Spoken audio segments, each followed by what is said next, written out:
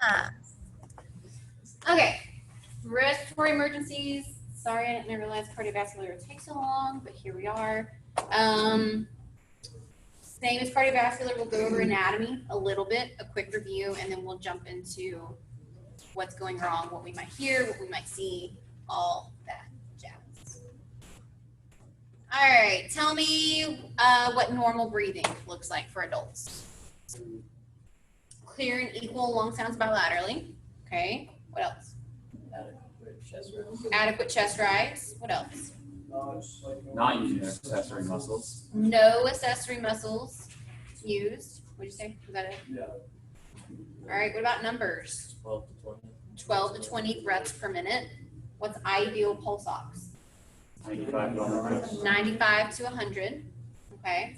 How should my patient present in color? Warm, pink, dry, right? We don't want to have any type of blue cyanosis. We don't want to have any of that clammy, like that diaphoresis. So yes, good job. All right, going back over the upper airway versus lower airway. All right, what's in my upper airway? Pharynx. Okay, so your nasopharynx, your oropharynx. Okay. Remember how the nostrils breathing through your nose is a little bit different than breathing through your mouth? Hairs filter out debris, humidifies, and warms it up a little bit, okay? Just remember your nose and your mouth are lined with what? Mucosal membranes.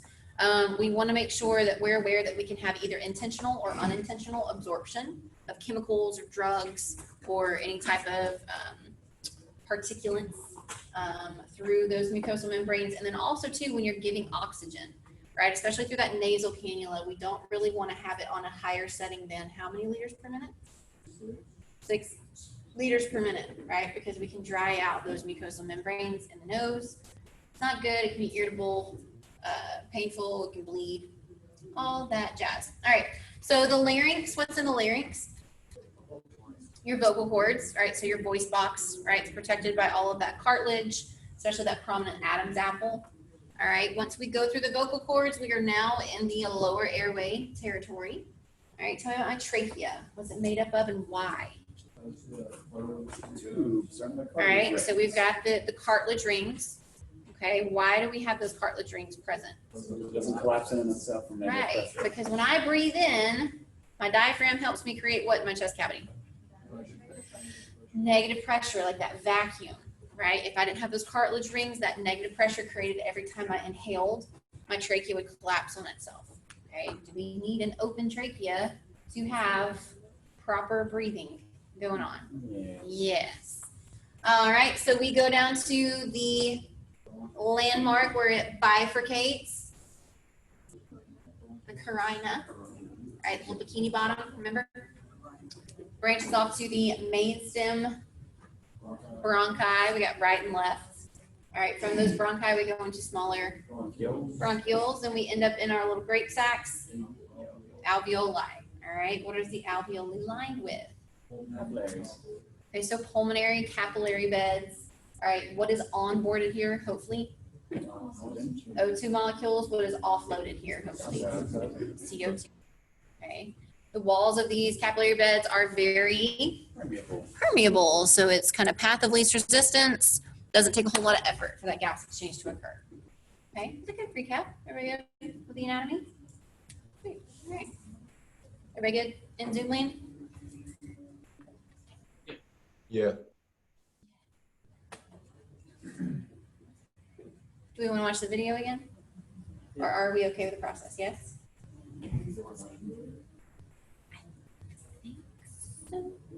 Let's just watch the video. Can't hurt.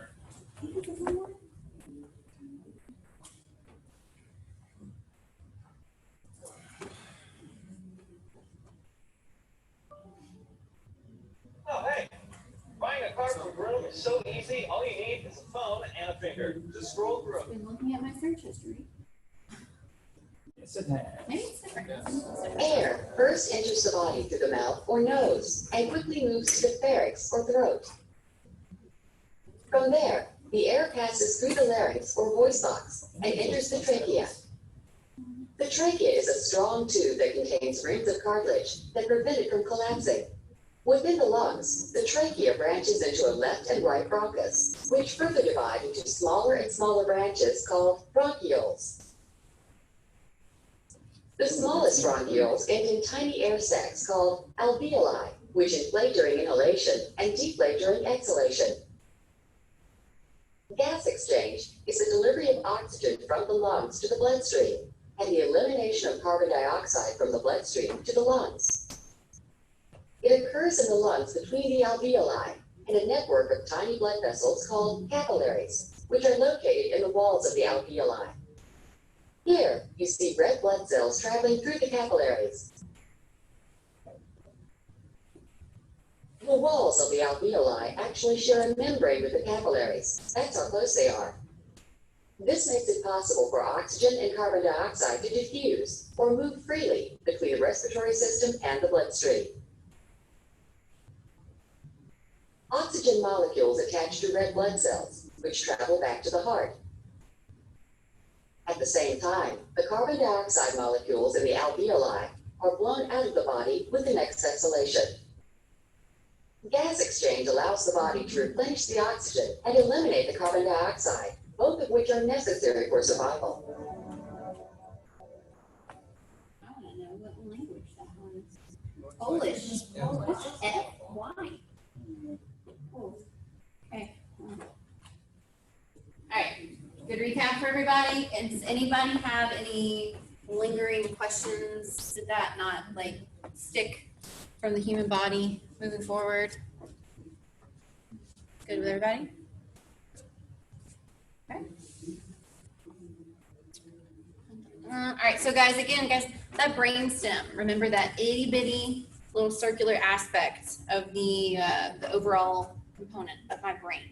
All right, that is where all of my vital functions are controlled, right? That's where the brainstem picks up on these different alarm systems we're going to go back over and says, hey, we need to increase our respiratory rates. We need to increase the heart rate. We need to fix the blood pressure some way, shape, or form.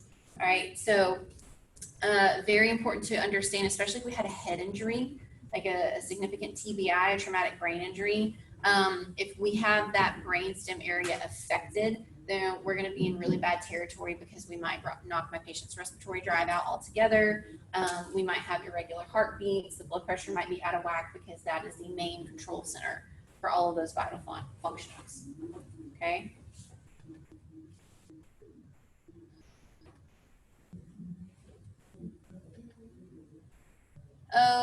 Okay.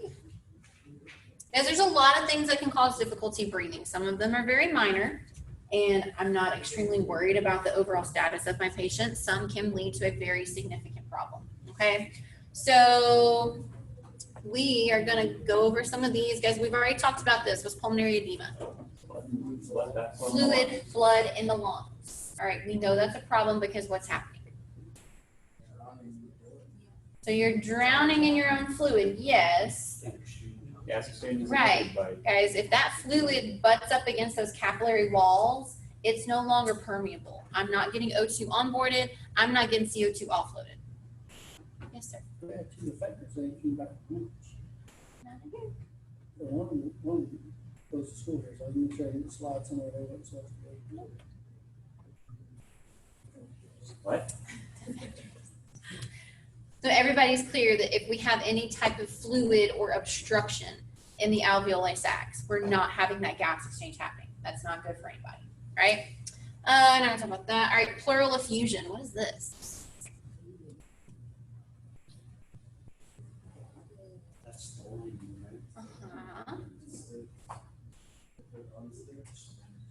So not exactly. Guys, this is if any type of fluid accumulates kind of in between the pleural lining of the lung and the chest wall. It's not effectively inside the lung itself, but it can cause some pressure. It's very painful to the patient. It can cause some respiratory distress if that fluid accumulates to be so much that it becomes extremely heavy, it can cause that suction cup connection to become disconnected and can cause a pneumothorax. But the pleural effusion is typically going to be usually secondary to like infection outside of the lung, and it gets in between the linings, and it's very painful, which can cause respiratory distress. Obstruction of the airway, if we have something in our trachea or anywhere in our airway, does that cause for respiratory distress? Yes. We'll get to all these. All right, so guys, we talked about normal breathing. Tell me some things that are characteristic of abnormal breathing or labored breathing, or however you want to phrase it. Accessory muscle use. Okay, what am I going to see used excessively? All right, pectoral muscles, those neck muscles, intercostal muscles, and the abdominal muscles. All right, remember we watched that video of that older patient? That was just, you could see it was just like retracting every single time he breathed in. Okay, so accessory muscle use. What else? Tripod position. What's that? All right, we're standing like this, or we're sitting down. We're literally supporting ourselves. Why do we find patients in the tripod position? So sometimes it might be because they do have maybe some fluid in the lungs. They're trying to help gravity kind of maybe like open up a little bit, give them a little more surface area, if you will. But yeah, guys, we don't use our pectoral muscles, our neck muscles, our intercostal muscles, and our abdominal muscles a lot when we breathe normally. So if we're using them very strenuously for a period of time, they're going to fatigue, they're going to get tired. They're not used to being worked to that capacity. All right, so we get to the point where we're just kind of like supporting ourselves because those muscles are starting to tire out. All right, what else? Not 12 to 20? Not 12 to 20. Okay, so give me an example of a number that's not good. 20, or 25, 27, 30. So moving up to the 30s, I'm a little concerned, right? But what do I need to take into consideration? Is it normal for my environment? Okay, so if I got dispatched to a patient who was involved in an NBC, you've never been in a wreck before, if it's a stressful situation, and they might have what coursing through their bloodstream? Adrenaline. All right, what's the side effect of that sympathetic nervous system when it comes to respiratory rate? It goes up. Okay, if I respond to somebody who has been outside working in the yard, cutting the grass, in the heat of the summer, and they're having like a strenuous physical activity, all right, is it normal to have an elevated respiratory rate for something like that? Yeah. Okay, so if we're pushing that 30 number and I'm starting to see, okay, they're pale, cool, clammy, this is not normal for the environment, then I'm going to be concerned. All right, if it's like an adrenaline rush or they were doing physical activity, I'll give them some time. It should trend downward, right? That number should trend downward. Okay, am I really concerned about like a 22, 24-ish? Probably not. Look at your patient and see if it's respiratory distress or if it's okay for the environment. What's another bad number? 6. Yeah, that's not good. Guys, anything single digits, not good. 10 is borderline, not good. Okay, if we have that low respiratory rate, we're not effectively perfusing. Okay, also what's going to go along with a low respiratory rate usually?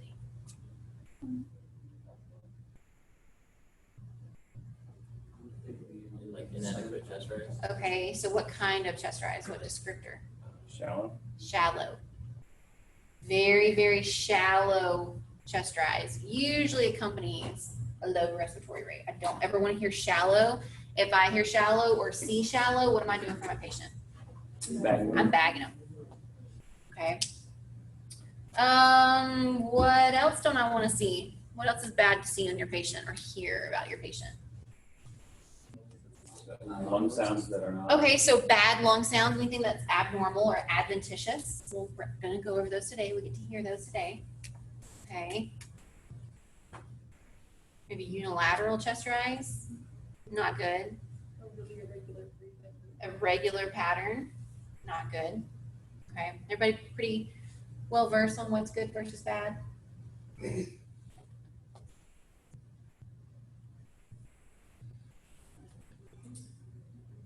All right, infections. So croup. Has anybody ever heard of croup? Heard of it, yes. Okay. All right. Nope. So common in pediatric patients. All right. It is an upper airway issue. All right. Why am I concerned about croup or a couple of other things that we're going to talk about turning into something that could be bad, especially with pediatric patients? Yeah, guys, their airway is super, super small in diameter, right? Any little bit of irritation, any little bit of swelling can cause a chaotic effect to the size of that airway, right? If an adult got croup, this would be nothing but just a sore throat and it would just be annoying. It would be irritated. We would get over it, a week or so. But with these pediatrics, all right, any little bit of swelling can cause a partial or total occlusion of their airway because it's so much smaller in size. All right, so again, this is going to be the upper airway, particularly around that larynx. It gets infected, it gets irritated, it gets swollen, and we start to see a very distinct croup cough. Anybody ever heard this croup cough or knows what it sounds like or is described as? So it sounds a little wet. Doesn't it literally sound Okay. Sounds like a barking seal. Anybody ever been to SeaWorld? You know what I'm talking about? Okay. So yeah, there's a little clip when the audio of this kid coughing starts to play. I really want you to pick up on at kind of that tail end. It's a very kind of like bass rich cough, and it sounds a lot harsher than the rest of the cough. That very tail end is what you're going to hear for that distinct croup cough. It just sounds meaner, if you will, than a normal cough.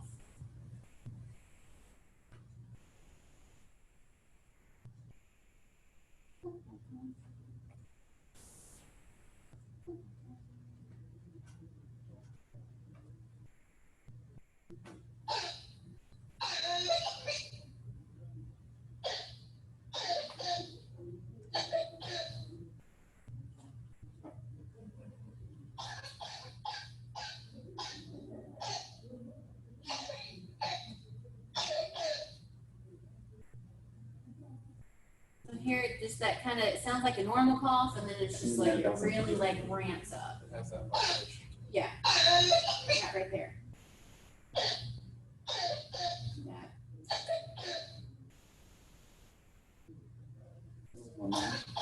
Normal.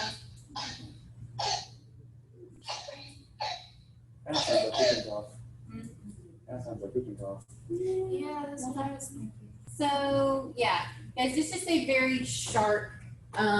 If we have that croup cough, guys, we don't have to diagnose croup in the field, right? If we have got any type of swelling to a pediatric airway, if there is a cough involved, we're going to be very cautious when we're treating these patients. We're going to understand that this could go south very quickly.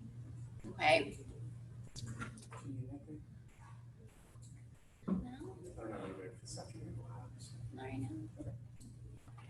Okay, what can you do within your scope for any type of upper airway irritation?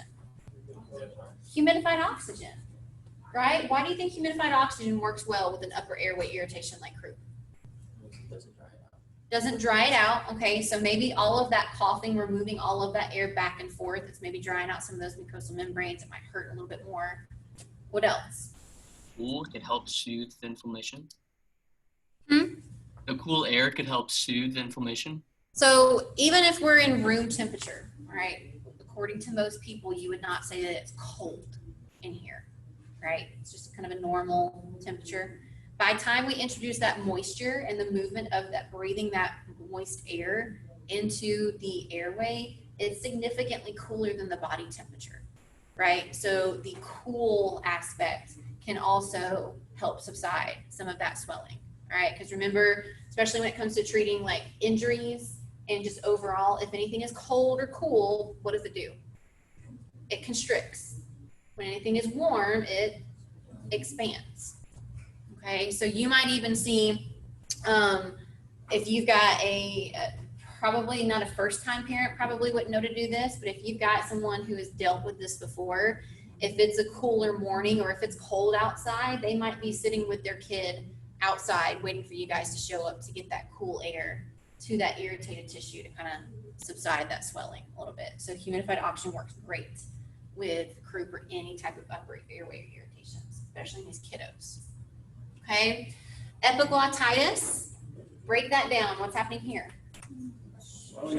Swelling of the epiglottis. Okay, epiglottis is part of our upper airway. It's kind of right adjacent to it. What do you think a really big distinct sign is with epiglottitis?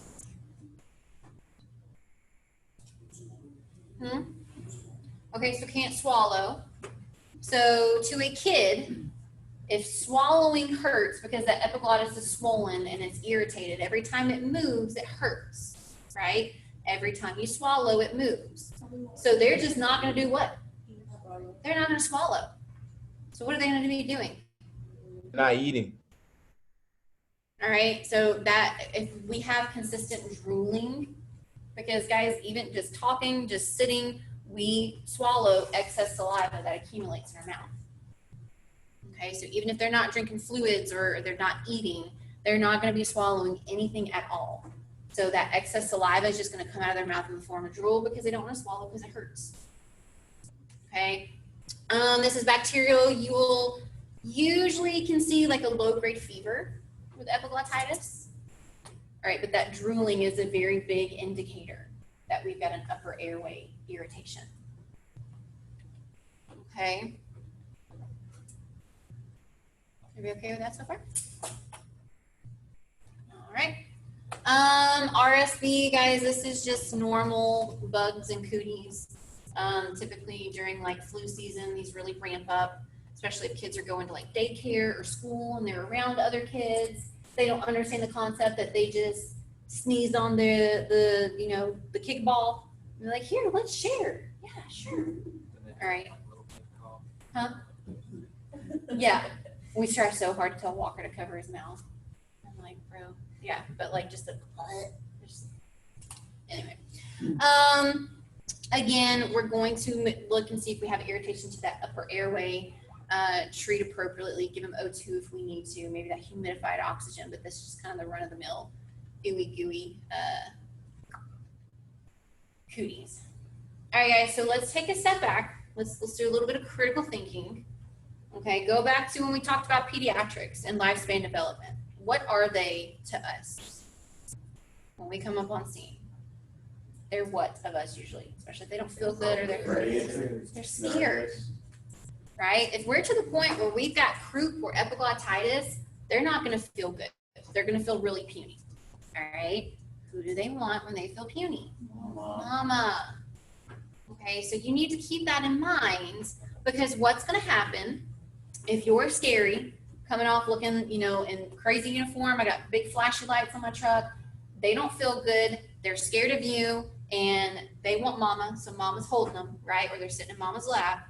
And you come up there to the patient and say, all right, buddy, let's go to the back of the ambulance. If you take that kid away from mama, what's going to happen? Meltdown. Total meltdown. Okay. What happens when these kids or these toddlers melt down? Instinctively, just automatically, they start doing what? Crying. They start screaming. Guys, if we already have an upper airway irritation, and we pile on screaming and crying, what do you think is going to happen to the irritation that's already there? That's going to get worse. It's going to aggravate it more. All right, so we want to do everything possible to keep these kids cool as a cucumber, right? What are some things that we can do to not piss this kid off? Mom carried it. Mom, hey, you're good. Let's get little Johnny. You and little Johnny come sit in the back, and I'll secure you both in the back.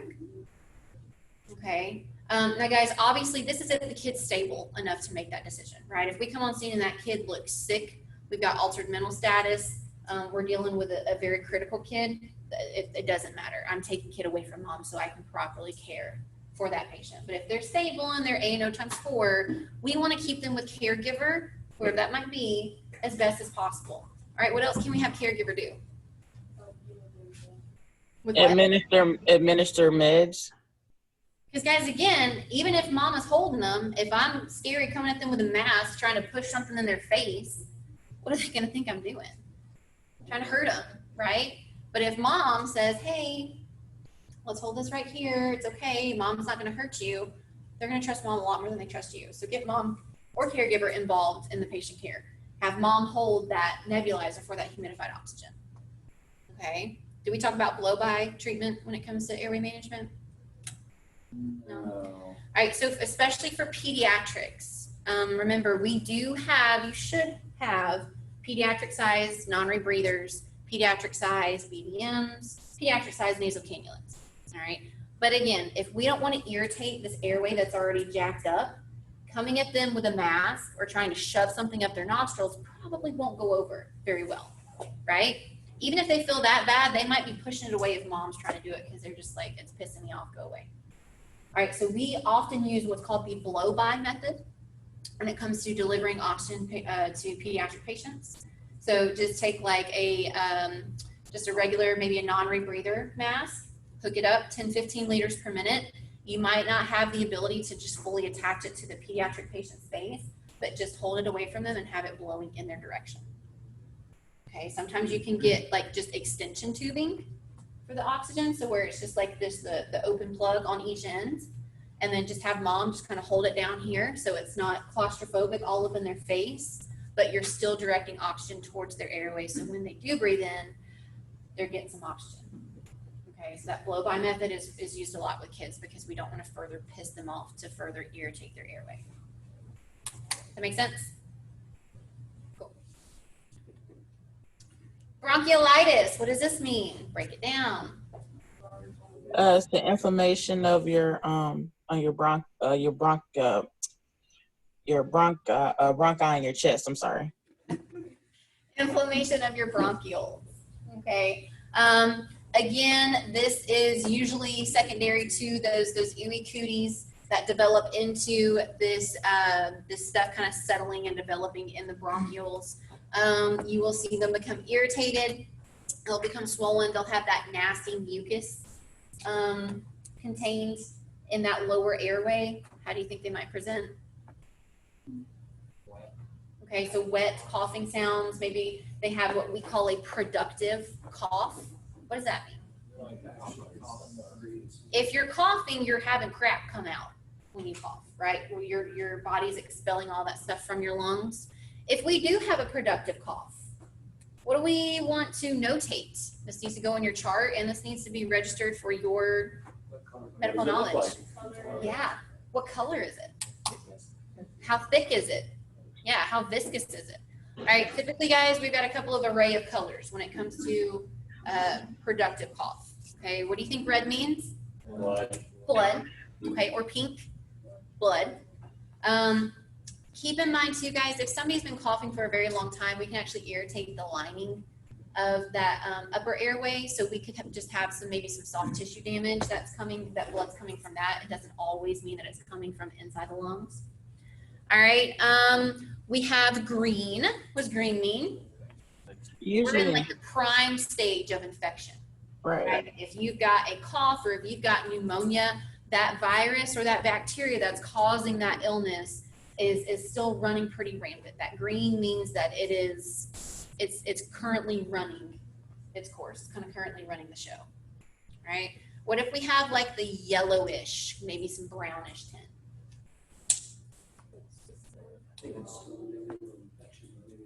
That's kind of like that transitional color. It's on the tail end of being out of your system, right? That yellowish color, sometimes it can present like a brown color, is actually like the byproduct of the immune system going and like encapsulating and getting rid of and discarding all of that nasty gooey stuff. So yellowish, brownish typically means that, yeah, we've got some residual stuff, but you're not like, shouldn't really usually be prime sick if it's not green. Green's not good. All right. Those are the main colors. Clear. This could be with the very beginnings of an infection, or it could just be normal, just snotty mucus. Okay. Pneumonia. All right, what happens with pneumonia? What's going on? So we can get not fluid in the lungs, but typically, guys, pneumonia is secondary. It usually develops or evolves from another minor respiratory issue, right? Sometimes you might get the flu, and we talked about with pediatrics and geriatrics, the common cold even can develop into pneumonia and can be deadly for these patient populations, right? So pneumonia can be viral or bacterial in nature. It can be secondary to another minor respiratory issue, but we start to see infection kind of just hanging out down in the bronchioles, sometimes in the alveoli, all right? And we start to get that mucus, all right? So when we have a productive cough with pneumonia, it's typically gonna be that green color. We're gonna hear a very particular lung sound when it comes to this mucus, okay? Because it's not exactly fluid, right? Mucus is thicker than just regular fluid. So it's going to present with a different lung sound. It's going to be heavier than what fluid would sound like. Typically, we can have a low to a high grade fever. The bacterial pneumonia is a little bit worse, but kind of the same signs and symptoms for both of them. Guys, do you have pneumonia in both lungs or one lung? Could be either. You can have it in both. Right, you can have bilateral pneumonia or you can just have unilateral pneumonia. All right, so again, that's why it's so important when you're assessing lung sounds, you're comparing upper to upper and lower to lower. Okay? Is this the lung sound where it's kind of like poppy, or is that something else? Not kind of, but it's not as distinct poppy as the fluid, the crackles. But yeah, we'll talk about. I've got all the audio clips to listen to. All right, so if we've got a productive cough and we've got a fever, we can be thinking pneumonia. Again, kids, their immune systems aren't developed yet, so this might become fatal for them. Geriatrics, why does this become fatal for geriatrics? What can't they do? Yeah, their immune system's not really as well. And they're respiratory dependent. Okay, so, and yeah, the pediatrics are respiratory dependent, but remember that muscle atrophy that happens as we get older? The elderly patients don't have the muscle tone or strength to give a really hard, solid cough to get all the crap out of their lungs. It sits there, it festers, blocks up those alveoli walls, and we don't have gas exchange, okay?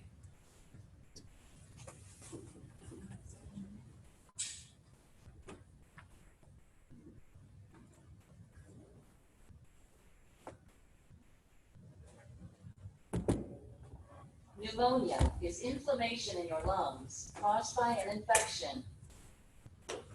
You have two lungs, one on each side of your chest. Each lung has separate sections called lobes. Normally, as you breathe, air moves freely through your trachea or windpipe, then through large tubes called bronchi, through smaller tubes called bronchioles, and finally into tiny sacs called alveoli. Your airways and alveoli are flexible and springy. When you breathe in, each air sac inflates like a small balloon, and when you exhale, the sacs deflate. Small blood vessels called capillaries surround your alveoli. Oxygen from the air you breathe passes into your capillaries. Then carbon dioxide from your body passes out of your capillaries into your alveoli so that your lungs can get rid of it when you exhale. If you have pneumonia, your airways or lungs have an infection caused by germs, such as bacteria, viruses, fungi, or parasites. Your airways catch most germs in the mucus that lines your trachea, bronchi, and bronchioles. Hair-like cilia lining the tubes Constantly push the mucus and germs out of your airways, where you may expel them by coughing. Sometimes germs make it past your mucus and cilia and enter your alveoli. Normally, cells of your immune system attack these germs, which keep them from making you sick. However, if your immune system is weakened due to age, illness, or fatigue, pneumonia-causing germs can overwhelm your immune cells and begin to multiply. Your bronchioles and alveoli become inflamed as your immune system attacks the multiplying germs. The inflammation causes your alveoli to fill with fluid, making it difficult for your body to get the oxygen it needs. If you have lobar pneumonia, one lobe of your lungs is affected. If you have bronchopneumonia, many areas of both lungs are affected. Pneumonia may cause the following symptoms: difficulty breathing, chest pain, coughing, fever and chills, confusion, headache, muscle pain, and fatigue. Pneumonia can lead to serious complications.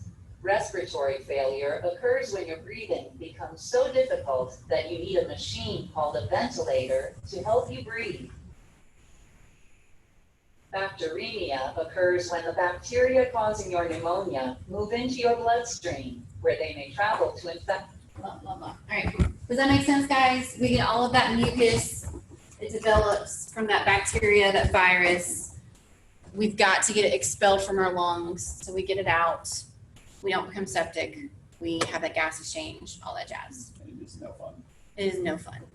Yeah, my mom had bilateral pneumonia like 2 years ago, and it knocked her off her butt. Yeah, She was in bed for I like had the 2 flu a couple weeks. years ago that had minor light pneumonia with it, and that was an awful 2 weeks of my Yeah. life. So what if your patient has a productive cough, and how do we go about treating that? What do they need? What are you gonna place? Huh? So maybe oxygen if they need it, but what else? Okay, so maybe sit them upright. Think about your scene safety. Oh. Surgical mask on the patient, N95 N95 mask on you if you choose, right? We want to make sure that those nasty germs and those particles don't get inhaled by me, by my patient coughing. So don't forget your surgical mask and N95 mask, okay? Especially right now. Huh? Especially right now. Yeah. Yeah. All right. Pertussis. What is this? Whooping cough. The whooping cough. Okay. We'll watch this video, and then I'm going to get on my soapbox for just a little bit, and then I'll get off my soapbox and I'll finish the lecture. Okay. What is pertussis? What's happening? I mean, it's an infection that causes a really, really, really bad cough. Mhm. It's a dry cough. Okay. This is spread by droplet precautions. This typically affects the pediatric population. Not always. My mom had it when I was in high school. Your mom had it when you had it? You were in high school? When I was in high school, yeah. Yeah. It mainly affects pediatric patients. It's very possible that an adult patient could get it, but it just be brushed off as like a common cold because, again, the diameter of our trachea is much larger than pediatrics. It doesn't cause much of an issue, right? When it does, it's awful. Yeah. Okay. So guys, globally, all right, so patients are going to have a fever, and these coughing fits are so severe, so significant. They are just coughing, coughing, coughing, coughing, and they're not inhaling this entire time that they're coughing. All right. So when we watch this video, we can count out. It's like a full 60 seconds that this baby is not breathing in because it's just feverishly trying to cough and get, the stuff out. So why it's called whooping cough is when they're done with that extended coughing fit, their body is oxygen starved, and so they have a very sharp inhale after their cough. So they cough, cough, cough, and then you hear the because they haven't been breathing for so long. All right. So really quickly across the board, guys, before we watch this video, why do I need to watch for dehydration in pediatric patients with any type of respiratory issue, especially like an upper respiratory issue? Okay, guys, if any of us, I mean, I can't speak for everyone and how big of a baby you turn into when you get sick, right? But if any of us in here had any type of the flu or cold or anything like that, we know logistically that we need to make sure we've got plenty of fluids on board. We try to drink Gatorade, try to drink water, chicken noodle soup, whatever it is, because if our body's hydrated, it can heal better, all right? We just kind of suck it up. Hey, it hurts, but I know I need a drink so I can get better. All right, well, if you didn't know that, now you know. Okay, we can kind of tolerate it because we have that mindset. All right, if I go up to my 3-year-old, you can usually reason with him. But if he's got a sore throat and he correlates eating or drinking anything, making that pain worse, I can try to say, Walker, oh my gosh, buddy, you're going to have electrolyte issues. You're going to become dehydrated. If you don't have electrolytes, your sodium potassium pump and your heart's not going to work. And then blah, blah, blah. Like, I can try to explain to him all day long. But if he says, no, mama, it hurts, he's not going to do it. Right? So especially in these younger pediatric patients, if it hurts, they're not going to do it in any capacity. If they're not taking fluids in, they can become dehydrated very quickly. Okay, so always make sure what are some things that we can do to check and see if our pediatric patients are dehydrated. Okay, so if they're young enough, we can see if we have what fontanelles? Sunken in fontanelles, right? What else? Okay, so if those mucosal membranes are dry, like the lining of their nose, the inside of their mouth, their tongue, if that's significantly dried out, it's not good. You guys know anything else? What am I doing? What am I testing the integrity of? Okay, but what's it called? Starts with a T. Turgor. Turgor. If you go up to somebody who has plenty of fluids in their body and on the back of their hand you pull up the skin and you let go, it should snap right back down to its normal position. But if you go up to somebody who's significantly dehydrated and you pull that skin up, and it's kind of like that CRT, it's like a delayed time for that skin to kind of just creep down back to where it should normally lie, that's bad. We don't have enough fluids in our system if I have that poor skin turgor. Huh? It can. The lack of like collagen and all that stuff does have an effect on it, but for the most part, it should go back down in a normal time frame. Says you're what? Yeah, me nervous. I did it and she It's also watched not it. slow. I check out That's all the not time. bad I that know you're the doing technical anything. term. Guys, if a kid's still in diapers, right, we can ask mom or caregiver about how many diapers they've been changing a day. All right, if you have an attentive caregiver, you should know about how many pee diapers or how many poop diapers that you change on a daily basis. Okay, so like with my youngest, probably 10-ish throughout the day. If it's a lot lower than that number, I know he's not drinking enough fluid because he's not creating urine with that excess fluid in the system. Okay, so if their amount of pee diapers is a lot lower, then we can infer that they're dehydrated as well. Suction if needed, especially with that epiglottitis and this, if they're drooling because they don't want to swallow because it hurts, make sure we're just suctioning any excess drool so we don't cause an airway obstruction. So this little girl is in the NICU.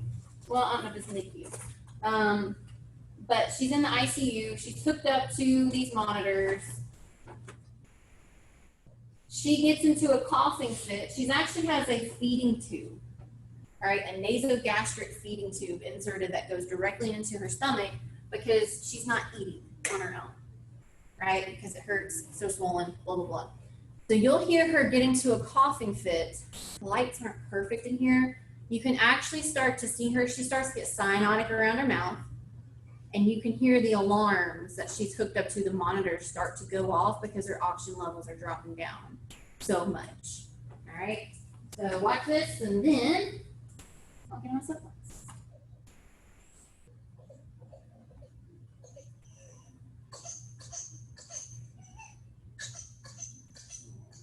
She's getting ramped up here.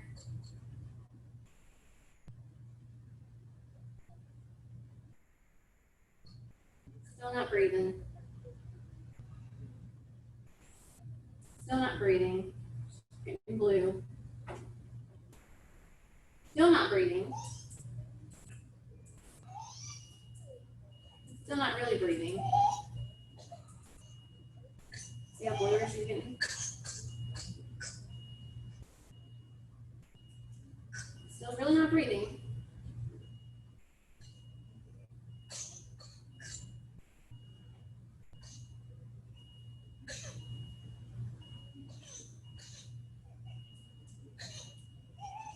So you hear that? Now she's back to breathing because she's crying. All right, so right around 60 seconds. Okay. She's still got some cyanosis around her lips. All right, so why am I about to get on a soapbox? Is this the Vaccinated Kids soapbox? Yeah, it is. And if you're not on the same page with me, that's fine. I am just presenting to you medical facts. There is a vaccine for this.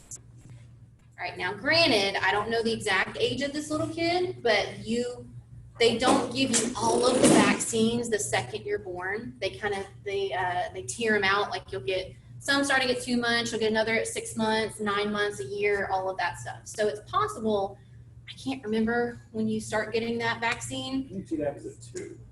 No, I think it's like 6 or 9 months because my Wes has already gotten it, or like the first round. Because some of them are actually staggered out. You have to get 3 different shots, 3 different boosters type thing. So it's possible she's just too young. She might not have gotten the vaccine yet because she's not old enough for it. But somebody else out there who didn't get the vaccine made her sick. Or it's possible that her mom chose not to vaccinate her kid, and this is a byproduct of it. Because everyone's entitled to their own opinion, but these are facts. This is preventable. So yeah, vaccinate your effing kids. Vaccinate yourself. I'm not opening, that's all I'm gonna say. This is my very small soapbox, but this is what happens if you don't. Your kid's not gonna be autistic, promise. The doctor who came out with that study actually got his license revoked because he made up that information. None of it was true. So that doctor's no longer practicing medicine, and there's a lawsuit because that was fabricated. So if you want to do your research, if you don't want to vaccinate, do your research, do your due diligence. But vaccinate your kids. Okay? Okay, I'm good. Can I get off the soapbox now? Okay. I mean, I am being recorded, so again, I have to tone it down just a little bit, but yeah. So, and guys, that brings a good question, especially if we have these pediatric patients. It doesn't need to be a judgmental question, all right? Just like, like drug use or anything like that, sexual preference or activity that might lead to an injury. I'm not asking you because I'm judging you, but what's a fair question? It's an appropriate question to ask pediatric patients, the parents of pediatric patients. Are you vaccinating? Yeah, because if they're not getting their vaccinations, then, it's very, very highly likely that we do have a case of pertussis. All right, so just make sure that these pediatric patients, just asking if they are getting their shots, if they're up to date with their vaccinations. It's not in a judgmental. Guys, we're not here to preach to parents, all right? I've run calls where parents chose not to vaccinate. I didn't get on a soapbox, but it's valid information that we do need to know, okay? Flu, guys, there's several different strains. We know when flu season starts, that the winter months, everything starts to really ramp up. It can be just a temporary inconvenience for someone who's healthy. An adult patient who's not immunocompromised, it can be deadly for pediatric patients, geriatric patients, and immunocompromised patients. All right, guys, when I say immunocompromised patients, what does that mean? Immunosuppressants because of organ transplants. Okay, so I've got a patient who, for whatever reason, we'll talk about a couple examples, their immune system is suppressed. It is not fully functional, and common colds and flus, like stuff like that, can be deadly to them. So yeah, organ transplant patients, absolutely, that's a big one. Who else? What else? HIV. HIV positive patients, anyone who has AIDS, immunosuppressed. Yeah. Cystic fibrosis, absolutely. What else? There's one more big one. Or is it just people Cancer like patients, especially if they're getting chemo. They're very immunosuppressed. All right, so just again, part of that medical history, especially when it starts to get flu season, we need to say, is there any reason that you would be immunosuppressed? All right, are you receiving chemo, HIV positive? Do you have any of these other, issues going on that's gonna, obviously I'm not saying this to my patient, but that's going to like raise red flags for me, right? Is this just gonna be a run of the mill cough, or could this be something a lot worse? All right, again, it could lead to pneumonia. Ooh, TB, good old TB, tuberculosis. What is this? What is the bacteria that likes to chew on your lungs? It's the bacteria that likes to snuggle up in your lungs and wreak havoc, okay? 9.9 times out of 10, when we hear about active tuberculosis cases, it's going to be pertaining to the respiratory system. But you can see cases where tuberculosis gets like in the bone marrow and different places of the body. They're very, very rare. Most of the time, you're going to see tuberculosis present with a respiratory problem that's going to be pulmonary. Okay, it's a bacteria. It's very hard to get rid of bacteria. It is a very lingering bacteria, yes. We're going to talk about this a little bit more, I guess, in the medical overview chapter. There's a video I have you guys watch, breaks down a lot better. But yeah, what are some signs and symptoms of tuberculosis? Coughing, night sweats, okay, like if you just wake up in a cold sweat in the middle of the night, fever. All right, typically we ask these patients, have you been, obviously guys, anytime a patient is sick, what's the question we want to know? Have you been traveling internationally? Maybe have you been traveling internationally? Have you been around anybody else that's been sick, right? Especially with this very confined spaces. All right, there used to be a homeless shelter in Atlanta. Crazy to think y'all will never know this homeless shelter, because it was like almost like a rite of passage for Grady, like running calls at this homeless shelter, Peachtree and Pine. Okay, it's right across the street from Emory Midtown. They have since kind of, they should have condemned it if they didn't. But I think they're actually turning it into like an APD station or something like that. But anyway, condensed surroundings, right? There was way too many people in that shelter than should have been. Typically, if you don't have proper resources to take care of yourself, go to the doctor, get medications, be properly nourished, which the homeless population doesn't, you're more susceptible to acquiring different illnesses, right? So if you're in a very condensed area, it wasn't very well ventilated, it kind of had just like a moist kind of environment in that homeless shelter all the time, and you've got people coughing on each other and all this stuff. Guys, there was a strain, like a specific strain of TB that was traced all the way out in California that they traced back to this homeless shelter in Atlanta. It like evolved into its own TB strain from Peachtree and Pine. That's kind of scary. If you went to a call for any reason whatsoever, if somebody fell down and they rolled their ankle and you had to go inside that shelter, it was required that you wore an N95 mask. So y'all will never know Peachtree and Pine because it's gone now. It's crazy. But yeah, a lot of the homeless population, TB runs pretty rampant because, especially in the winter months, body heat type thing, they try to like condense for warmth, and then also like prison systems. Runs pretty rampant in the prison system too. So just so you know, definitely a cardinal sign of TB is coughing up blood along with the night sweats. Okay. Surgical mask on your patient, N95 mask on you, and you tell the hospital, hey, I'm bringing you a possible positive TB patient. Okay. Instructor A. Yes. I don't know, maybe I just missed something, but like, what's the difference between TB and pneumonia? They're both an infection in the lungs. Yes. TB is a lot more difficult to get rid of. And it can actually lay like dormant in your system for years and then kind of represent itself. So yeah, you can get what's called latent TB. Pneumonia doesn't really do that. It's just kind of comes and goes.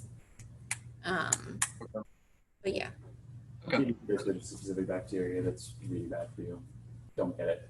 Yeah, don't get it. Right. So guys, we've talked about this left-sided heart failure, right? If we have a congestive heart failure patient, particularly the left-sided heart failure, we can have, we typically call this like a CHF exacerbation or CHF flare-up, where the patient might be physically exerting themselves, they might not be taking their medications like they should be, and then that heart just gets really kind of tapped out, I'm done, and we see that almost abrupt filling of the lungs with fluid, okay? So we've already discussed that with that left-sided heart failure, we kind of back up to where it comes from, so it goes into the lungs. If I remember, we just talked about that with cardiovascular. Okay, so you might see something that these CHF patients, usually almost always these CHF patients, can have something happen in what we call flash pulmonary edema. Usually it's because the patient is changing like positions.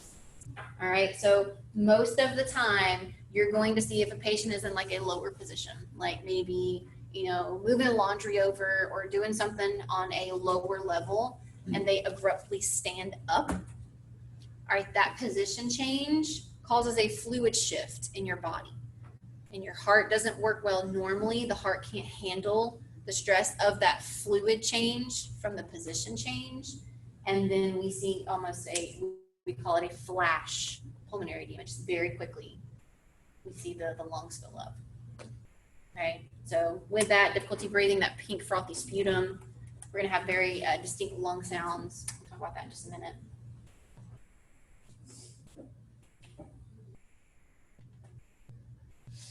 So just a picture of how the fluid gets in there. Blocks those permeable capillary membranes, no gas exchange. Okay.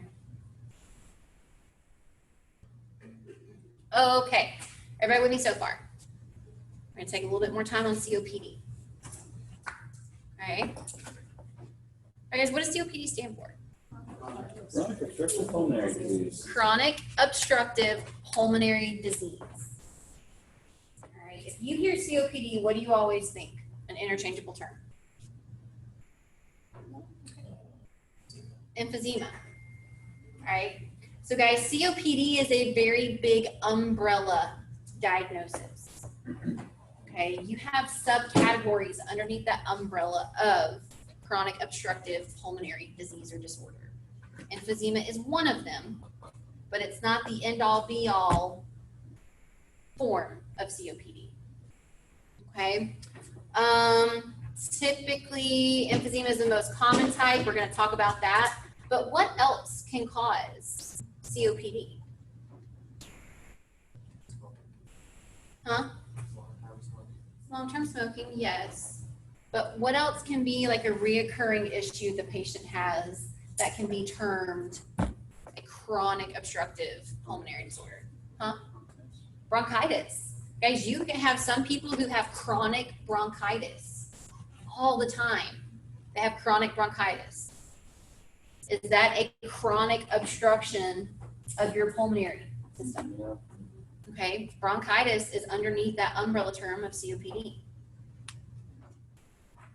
Does that make sense? What would cause chronic bronchitis? Just Crappy immune just system, bad, usually. bad I genetics. had it until I was like 19, 20. Yeah, you can grow out of it. What else can cause a chronic obstruction of your pulmonary system? You live in a really polluted environment. Maybe tuberculosis. Okay, yeah. If you live in a terrible, terrible polluted environment. Epiglottis, that stuff. No.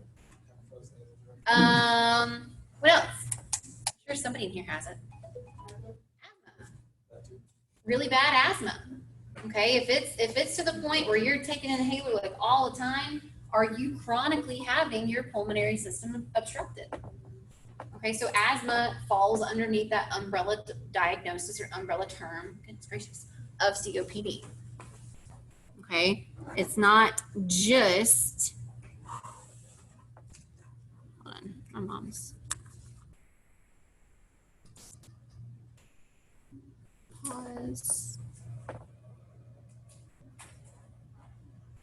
Okay.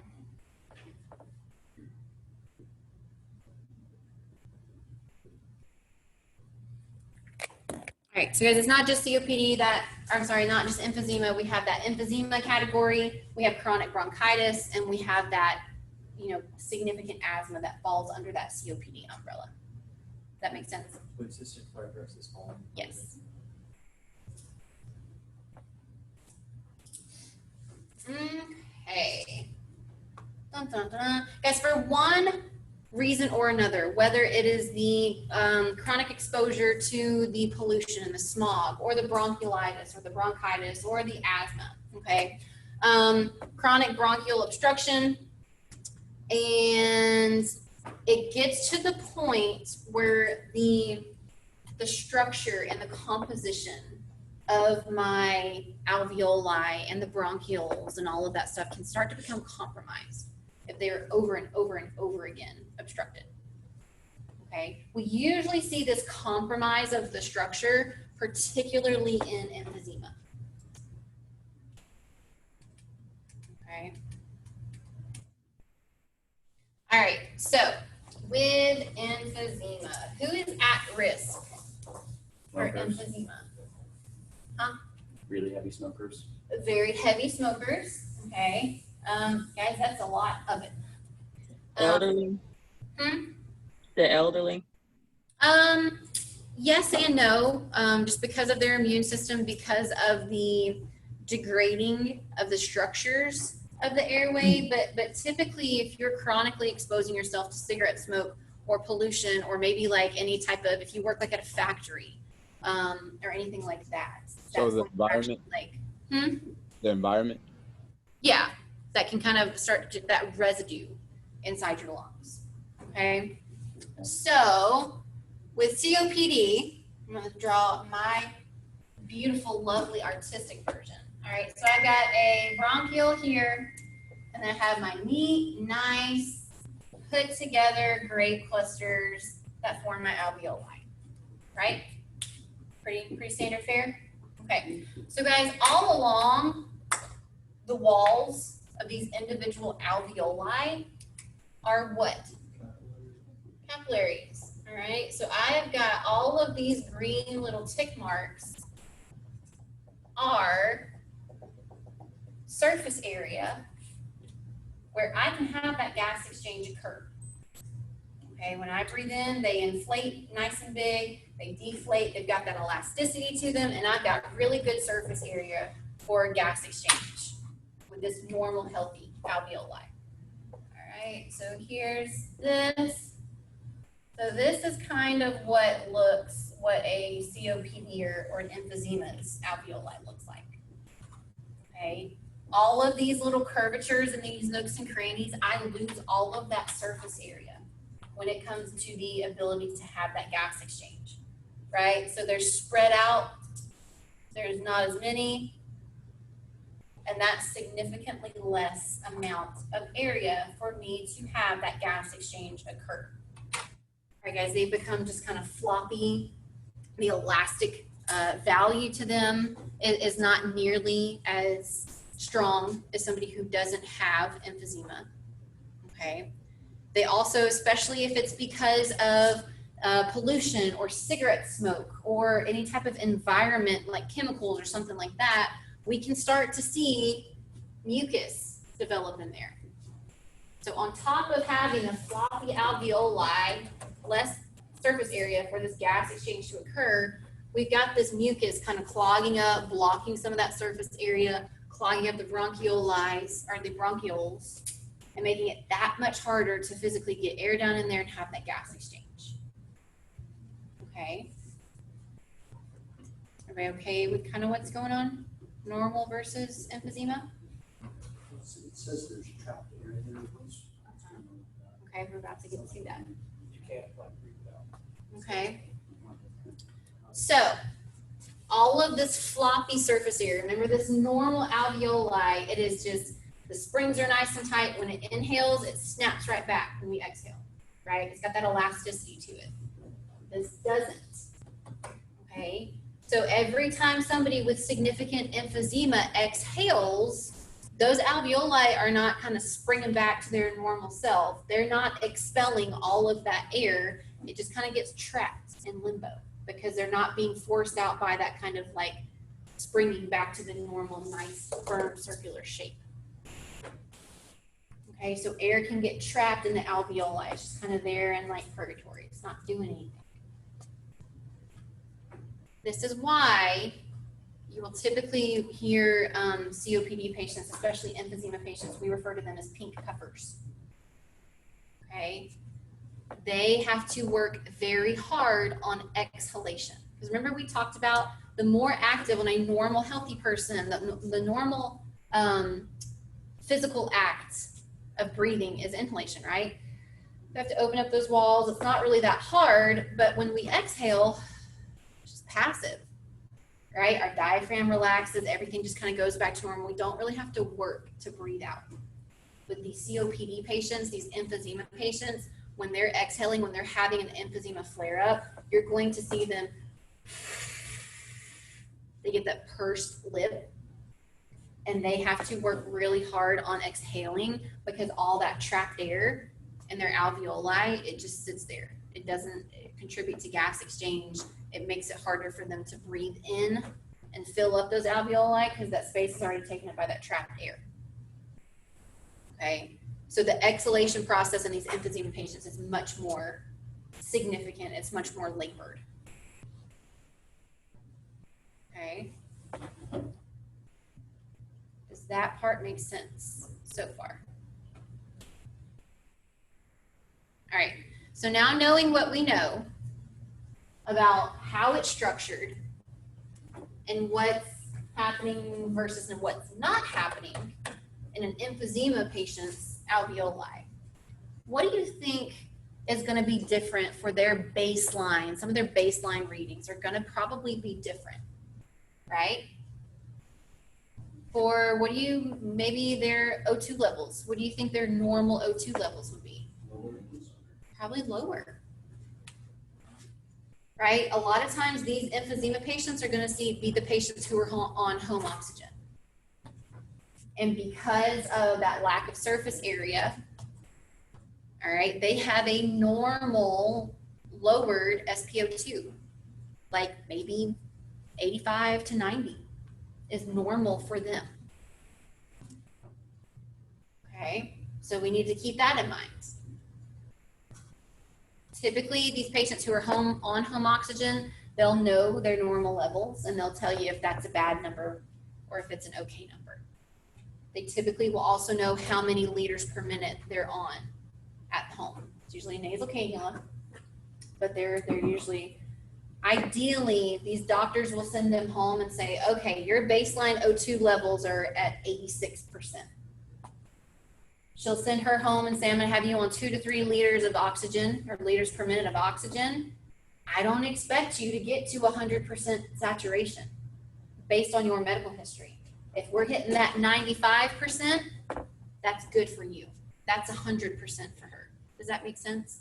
You're not typically going to see a COPD or an emphysema patient who is on home O2 saturated 100%. It's just not in their wheelhouse. So are they on O2 like while they're active or just perpetually? Like, Usually it's all the time. Really? Mm-hmm. See those commercials for like Little packs. yeah, but like while they sleep and stuff too. When who has some set up things have to use like oxygen line through his house? He sleeps with it. Like the whole house. It's a really long tube, so it goes like all the way upstairs. So let's talk about that for a minute, right? You will get these home oxygen patients who have these hella long tubes, like hundreds of feet long. it doesn't really do a lot for them because you're going to lose that force having to travel down that extended length of tubing. What can happen to that tubing sometimes if you're walking all through the house with it? Anywhere. It gets kinked up. It might get stuck underneath a piece of furniture. So, we might have a respiratory distress for somebody who has home O2. Check the equipment, right?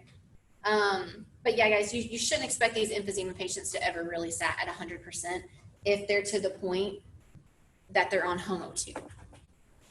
Okay, so that's going to be a modified good SpO2 based on their medical history. So they're going to have baseline lower oxygen levels. What else is going to be baseline altered, normal for these patients? Maybe respiratory rates. The respiratory rate is going to acclimate over time because in a normal healthy person, if this other particular level was off, my respiratory drive would kick in. Guys, they have less elasticity. They can't have those alveolar sacs, those little grape clusters spring back out and forcefully get rid of all of that air. They have trapped air in here, right? We've already talked about that. So that's going to lead to lower O2 and also retained what? CO2. Because that's typically how we get rid of carbon dioxide is that we exhale it out. But if that CO2 that's part of that gas exchange is kind of trapped in here because this is floppy and we don't have elasticity to this, it's just going to hang out in the bloodstream. It's not going to get expelled and we're going to have a higher CO2 level in these emphysema patients. So they're hypercarbic, right? So they are hypercarbic. Yeah, they are Yes. normal, so that's not going to be one drive. So now everyone's clear on the fact that these significant far into this diagnosis, these emphysema patients are going to have baseline lower SpO2 and baseline higher acidity levels, right? Everybody good with that concept? Okay, so now let's talk about oxygen toxicity. Remember when we were talking about O2 being part of your drugs, and when you made the drug cards, there was that contraindication for COPD patients. We're not going to give them high flow O2 because of oxygen toxicity. Anybody want to take a crack at why that's technically a contraindication to give a COPD emphysema patient high flow O2?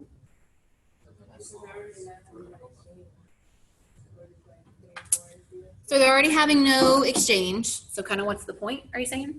No, I'm saying so if we add more oxygen, then there's less of the exchange happening. So is that Yeah, but can you overdose on oxygen? But their system of control for carbon dioxide and oxygen is very skewed. So if you're going to throw more oxygen, it will cause that oxygen part of the body to overcompensate. You're getting warm. You're getting really warm. Would they undercompensate, right? It's not breathing as much Why? because they're getting more oxygen. Because you suppress the hypoxic drive. All right. Okay, really good. In a normal patient, a normal healthy patient, remember we have that hypercarbic drive and that hypoxic drive, right? For that normal pH level, that 7.35 to 7.45, that's normal for somebody who doesn't have emphysema, right? If we have too much acidity in our bloodstream, what happens to our respiratory system, our respiratory rate? That hypercarbic drive kicks in, our respiratory rate increases, and the depth increases, okay? That hypoxic drive will kick in. If we don't have enough oxygen, all right, it'll say, hey, increase respiratory rate, increase respiratory depth because I need oxygen, right? The brain's gonna be a little confused when it comes to the hypoxic and the hypercarbic drive in an emphysema patient. All right, guys, the body is really good at adapting and adjusting. So after a certain time frame, the brain's gonna recognize, oh, okay, hold on. These pH levels, these O2 levels, I can't really fix it. I'm gonna have to learn to work around it. All right, just like if you have high blood pressure and you don't take your medication, you don't do anything to try to fix that high blood pressure, the brain and the body are like, dude, F you for not changing your lifestyle, but I can work around making a systolic of 180 normal for a certain period of time, right? So the brain and the body acclimate to get used to those new levels, those lower levels of O2 and those higher levels of CO2. And the hypercarbic and the hypoxic drive adjust accordingly. Okay, so we said my COPD patient, my emphysema patient, her baseline O2 saturation is 86%. Okay, the theory behind oxygen toxicity is if I give her high flow oxygen for an extended period of time. Okay, I will talk about oxygen toxicity and I'll talk about how it doesn't apply to us.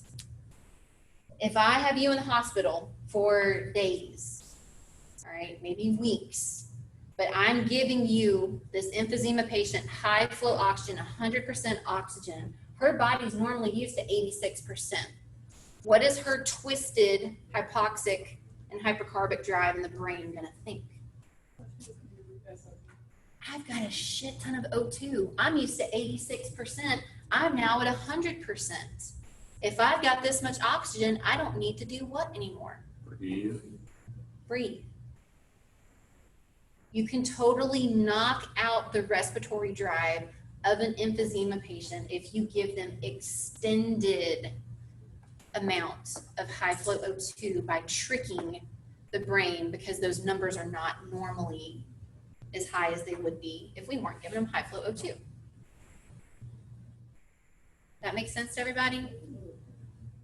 If my COPD brain says, oh, I'm used to 86%, okay, but now I'm at 100%, I don't need to breathe as much because clearly what I'm doing right now is working. So it can suppress the respiratory drive and it can knock it out altogether. Okay? So that's that oxygen toxicity for COPD patients. When it comes to emergency medical services, emergency medical care, pre-hospital setting, I don't care if your patient has COPD. I don't care if they have emphysema. I don't care if they've got chronic bronchitis. In the short time frame that you are with these patients, you will never, ever, ever withhold high flow oxygen if your patient needs it. As an aside, if you're administering high flow oxygen in the pre-hospital, aren't you bagging them anyway? So why do you care if their respiratory rate declines? Because you're doing it for them anyhow? Technically, you can get high flow if you're given a non-rebreather and you max out at 15 liters per minute. But usually that high flow is reserved for bagging, or like 15 liters per minute. All right, so you will never, unless you were in some crazy rural setting where transport time to any hospital is like 2 or 3 hours, we might want to reconsider that, right? But guys, that 30, 40, maybe max an hour time frame that with our patient, it's not going to kick them into respiratory failure if they're a COPD patient. You never ever withhold high flow oxygen from a patient, regardless of their medical history, if they need it in the pre-hospital setting. Is everybody clear on that? Okay. Now, guys, if they need it, right? What if I come up, she's baseline 86, but she sat in maybe 82, 80?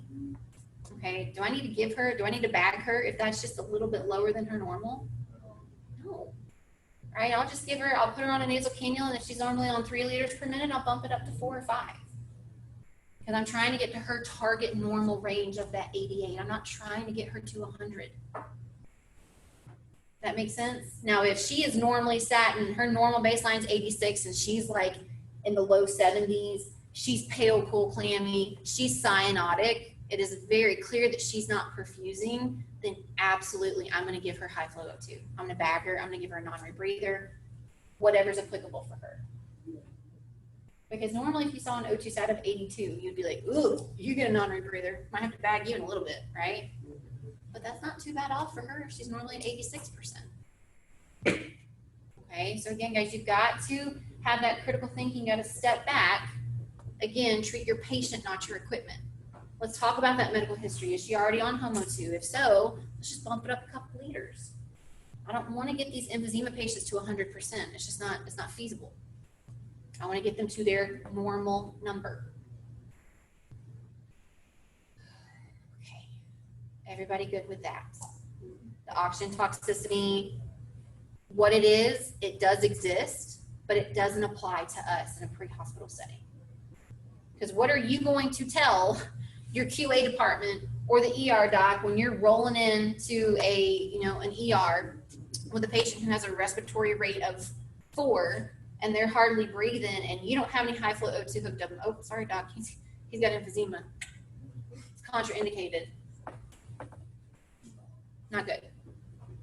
Are there any things that you should consider when bagging patients with emphysema, like maybe the fragility of the lungs or something like that? So that's, yes, they're a little bit more sensitive to that pressure, but that's why across the board, we only bag these patients until we see chest rise, right? So with pediatric patients, COPD patients, all of that stuff, when we see that's enough volume, we stop. We're not, doing it any more forceful or any more volume. It's just chest rise, we're good. And as far as like not having that elasticity, like it's still gonna come out fine, or Not normally, no. but there's nothing we really can do about that. But then again, that air can start getting trapped and trapped and trapped. But then that's gonna, yeah. So it can get trapped in there and it can fluctuate the amount of volume that we're delivering. But then again, if it starts to tear down to its less volume, we're still gonna stop. It might be less of a squeeze, but it's gonna cause that chest rise and gonna kind of let off.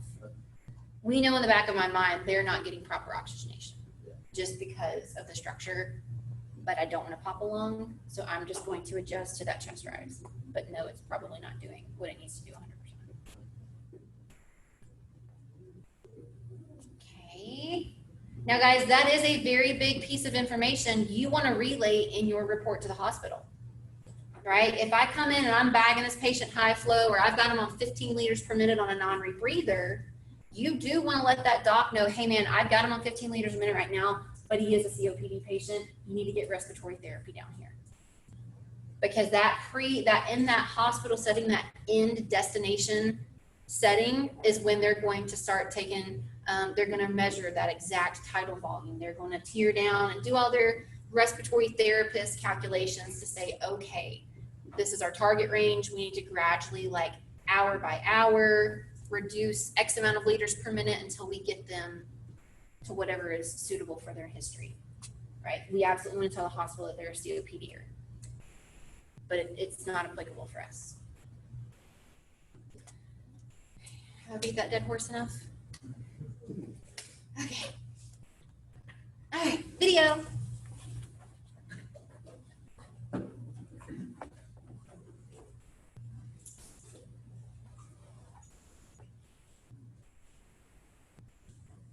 With moderate to severe ulcerative colitis or Crohn's, your plans can change in minutes. Understanding chronic obstructive pulmonary disease, COPD. Chronic obstructive pulmonary disease, or COPD, is a lung disease that makes it difficult to breathe. COPD is a long-term disease that often gets worse over time and is characterized by inflammation and severe limitation of airflow in and out of the lungs. COPD is an umbrella term used to describe a group of breathing conditions, the most common being chronic bronchitis and emphysema. Many people living with COPD may have both emphysema and chronic bronchitis. A few people have both asthma and COPD. Cigarette smoking is the leading cause of COPD. Long-term exposure to secondhand smoke or irritants such as air pollution, dust, or workplace fumes, and biomass exposure such as wood smoke can also contribute to COPD. An uncommon genetic disorder called alpha-1 antitrypsin deficiency is sometimes associated with COPD. Although respiratory infections such as influenza and pneumonia do not cause COPD, they can make people with COPD very sick. Therefore, it is very important to keep these vaccinations up to date. At first, COPD may cause no symptoms or only mild symptoms. As the disease progresses, common symptoms include shortness of breath, wheezing, and chest tightness, especially with exercise, and an ongoing cough, often with a lot of mucus. As COPD symptoms worsen, breathing requires much more energy, and it can get harder to exercise or do routine activities like getting dressed or climbing stairs. This may lead to fatigue, weight loss, and muscle loss. People with COPD can experience a variety of symptoms. Different stages of COPD range from mild to moderate to severe. In normal functioning lungs, when air is inhaled, it travels down the windpipe and into the airways, or bronchial tubes of the lungs. Inside the lungs, the airways branch out into smaller and smaller tubes called bronchioles that are rich in blood supply. At the end of these tubes are billions of tiny air sacs called alveoli. Normally, the walls of the airways and air sacs are elastic and flexible in nature. Inhaling causes each air sac to fill with air. Exhaling causes each air sac to deflate. Efficient uptake of air into the lungs provides oxygen to the blood, which is then carried to all parts of the body. In COPD, however, the airways become thick and inflamed, and they produce more mucus than usual. This mucus can clog the airways and makes it hard to breathe. In COPD, the walls of the air sacs in the lungs are damaged and lose their elastic quality. The air sacs get floppy, broken, and lose their shape. As the air spaces get larger, air gets trapped, and there are fewer air sacs to supply oxygen to the blood. Because air is trapped in these air sacs, it is difficult for lungs with COPD to deflate like normal lungs. This trapped air makes it harder to get fresh air into the lungs and makes breathing more difficult. COPD is the third leading cause of death in the United States and affects more than 13.5 million Americans. It is predominantly diagnosed in middle-aged individuals older than 40 years and is present in both women and men. Although COPD is more common in men, more women die from this disease each year than men. The rate of COPD continues to increase worldwide due to smoking and worsening air pollution. While there is no cure for COPD, you can take steps to feel better, stay more active, and slow disease progression. COPD can be managed by consulting early with your healthcare provider, seeking diagnosis and intervention therapies, and adopting lifestyle changes that include quitting smoking, pulmonary rehabilitation, healthy eating and exercise, and maintaining a positive outlook. Okay, so kind of bring it together a little bit. Yes, no, wait, so. Cool, okay. All right, everybody okay with COPD? Speak now or ever hold your peace. All right. Asthma. Okay, what's happening during asthma? We typically see that bronchoconstriction. A lot of times they kind of have these spasms and they just kind of close up and just have these just kind of spastic movements, or they can just constrict altogether. A lot of times we see some mucus accumulation with asthma as well, okay? But these bronchioles, they get smaller. So we give what medicine within your scope? Albuterol, because its mechanism of action is a bronchodilator, okay? So what is the one and only indication to give a patient albuterol? Wheezing lung sounds. Wheezing lung sounds, not history of asthma and difficulty breathing. Because you can have a history of asthma, you can have difficulty breathing, but it's for something else other than bronchoconstriction. Guys, that wheezing lung sound is what is created due to that bronchoconstriction. So we're going to try to reverse the bronchoconstriction by giving a bronchodilator. What form of albuterol can you use within your scope? Inhaler. Okay, what's your dose? 1 like 1 to 2 puffs, which is 1 to 2 puffs per dose, up to how many doses? 2. 3.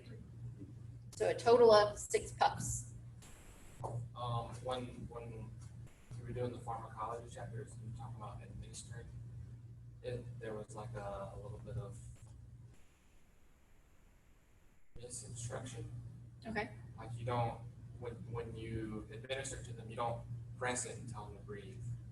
You have to press it while they're breathing, because if it doesn't go directly into the lungs, it just hits the back of the throat and stuff.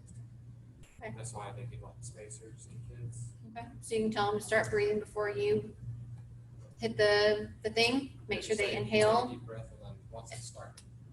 Okay. But make sure they hold that for about 5 seconds. Okay. What is something that we need to make sure we're doing in between each dose? reassess their lung sounds. Reassess lung sounds. Because what happens if I give them that 1 dose of albuterol, that bronchoconstriction, and they don't have any more wheezing? Do they need any more bronchodilators? Nope. No, that bronchoconstriction's been subsided. Because if they're still present in any capacity, the wheezing could be a lot better, but if it's still present, they get another dose. Okay, how long do I wait in between doses? About 5 minutes. Okay. All right.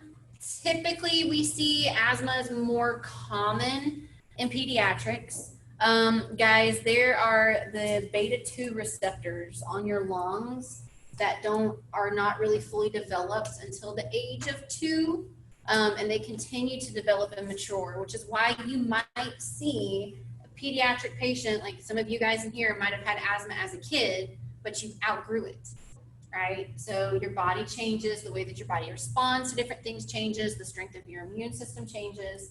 So we see asthma fairly common in pediatric patients, but sometimes a lot of times they grow out of it the older they get, okay? Guys, there are different things that can trigger an asthma attack. You said you have asthma, right? Anything trigger yours? Damn it. All right. Other things like, sometimes guys, a lot of physical activity, so exercise, that increased oxygen demand, that respiratory rate, all of that stuff can trigger an asthma attack. What else?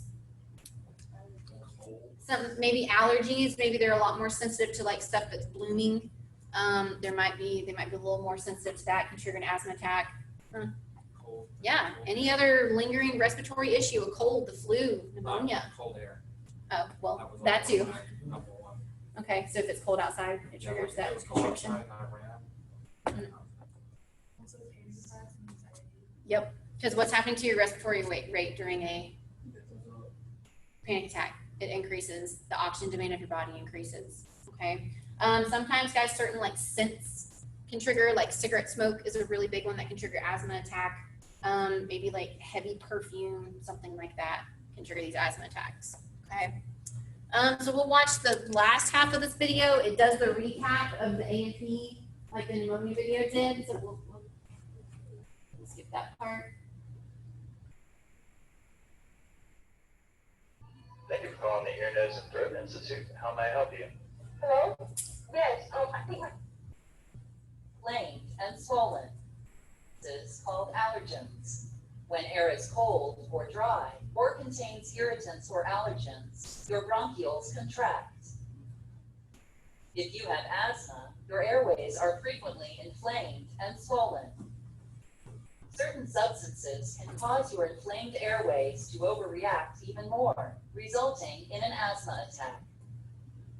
Triggers of asthma attacks are slightly different for everyone, but usually include outdoor irritants and allergens, such as pollen, smoke, pollution, and cold weather. Indoor irritants and allergens, such as mold, pet dander, dust mites, and cockroach droppings.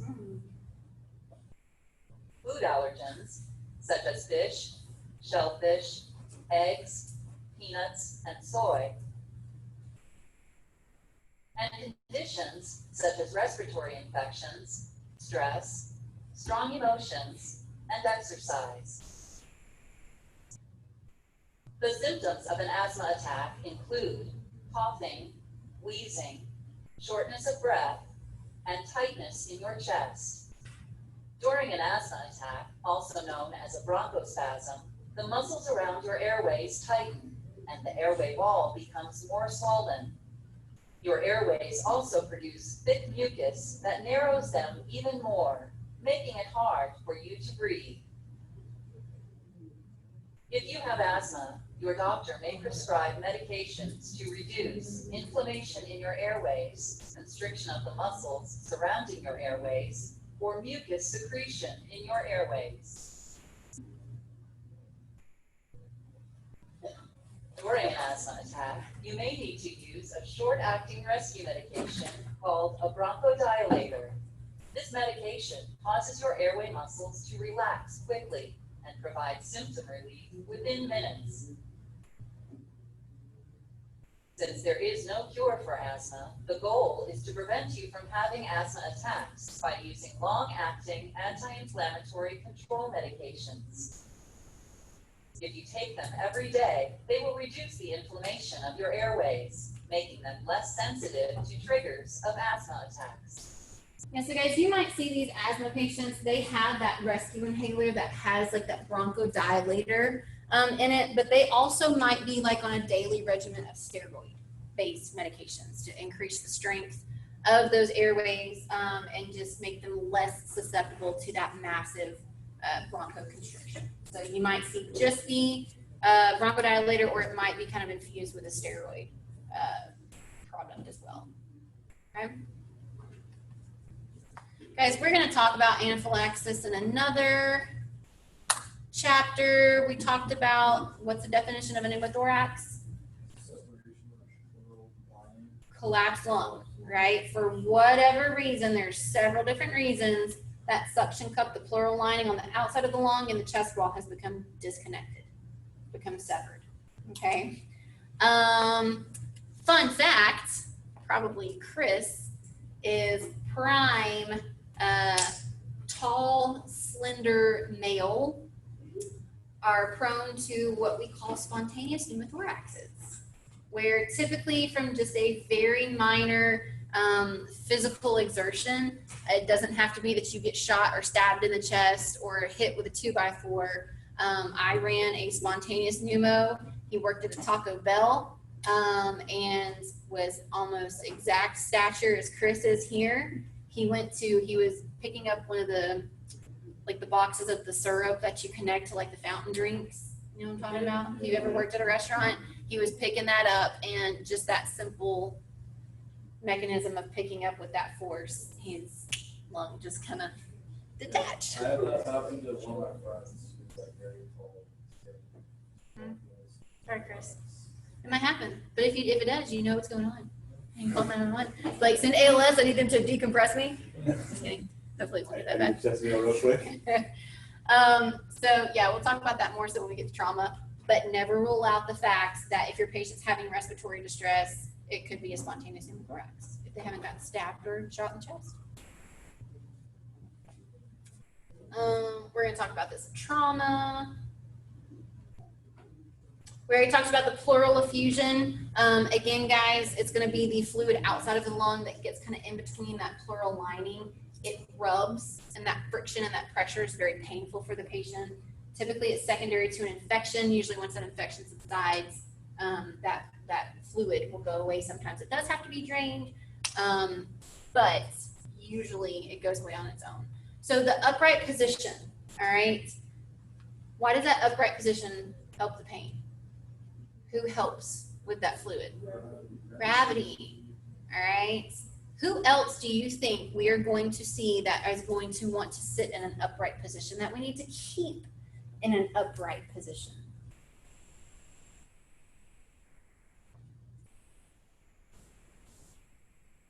Anybody? So maybe asthma, yeah. I mean, I don't think anybody who's having difficulty breathing will be like, oh, just let me lay here flat. Helps you feel better. Right? But particularly who is going to just immediately catapult up to a 90-degree position, and I mean like even do this to try as best as they can to let gravity help what's going on. pulmonary edema. Guys, these CHF patients, they usually, you can gauge how bad their CHF is if it's left-sided by how many pillows they sleep, propping them up at night. If they've got like 5 or 6 pillows propping them up and they're pretty much sleeping sitting straight up, we're bad off, right? Should we lay a CHFer, a left-sided pulmonary edema patient flat? No. What are we gonna do? Make it worse. We're gonna drown them quicker, right? So if they are not, like, guys, they will, if you try to lay these left-sided heart failure patients flat, it's like putting a cat in a bathtub.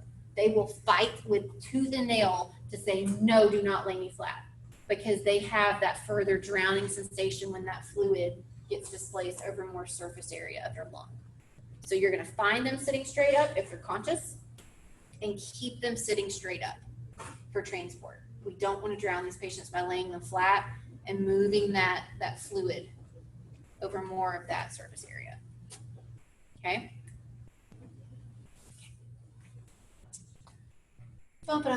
Did we talk about, we've already talked about Heimlich, right? Foreign body airway obstructions, how we handle that. Remember, with kids, it's very common. Small airway versus being curious and putting everything in their mouth. Okay. We don't do a what?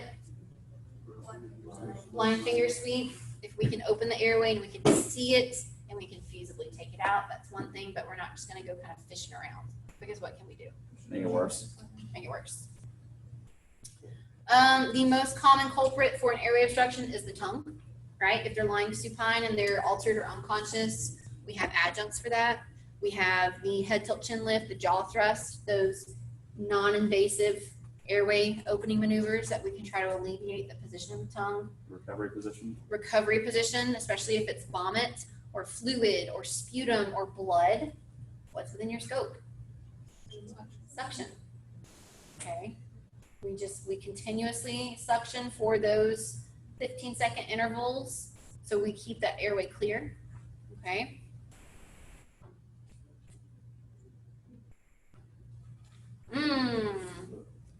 Pulmonary embolism. All right, guys, what are you going to hear this referred to as? It is a clot, but when you hear people talking about this in the medical field, PE. Okay. All right, so if you say, man, that guy threw a massive PE, pulmonary embolism. All right, so guys, most commonly, these thromboembolists that creates these pulmonary embolism are in the form of blood. Okay, how do you think this happens? How do you think somebody is susceptible, has risk factors to develop a thromboembolism in the form of a blood clot? Okay, so if we have a clot formed from somewhere else, low physical activity, if they have pre-existing conditions like a deep vein thrombosis. All right, so if it develops somewhere else and they have not been very physically active, how does that go hand in hand? It's developed somewhere else and they do something active after being active, push it. Okay, so guys, a very good example, a very common way that you see PEs manifest is somebody who's had, like, let's say surgery, a significant injury, a cast placed on an extremity. Okay, if you have a major surgery, what do the doctors tell you to do for quite some time? Don't do stuff. Rest, right? Very gradually get back into like physical activity, okay? So especially if you're not used to having that sedentary lifestyle, what's not happening as forcefully in your body, throughout your body, while you're laying flat on the couch or in the bed or sitting up in a chair? Blood flow, right? If we're not physically up and physically moving, again, the body and the brain acclimate to that. Say, okay, well, we don't need to exert that much force. We can lower that heart rate. We can lower that blood pressure because we're not moving around, right? So typically if you're having, like, maybe if you're on bed rest or if you're trying to recoup after a major surgery, okay, you're not going to be like in a a zero gravity chamber and not have any like pressure up against you, right? You're going to be sitting in a bed. You're going to be sitting on a couch.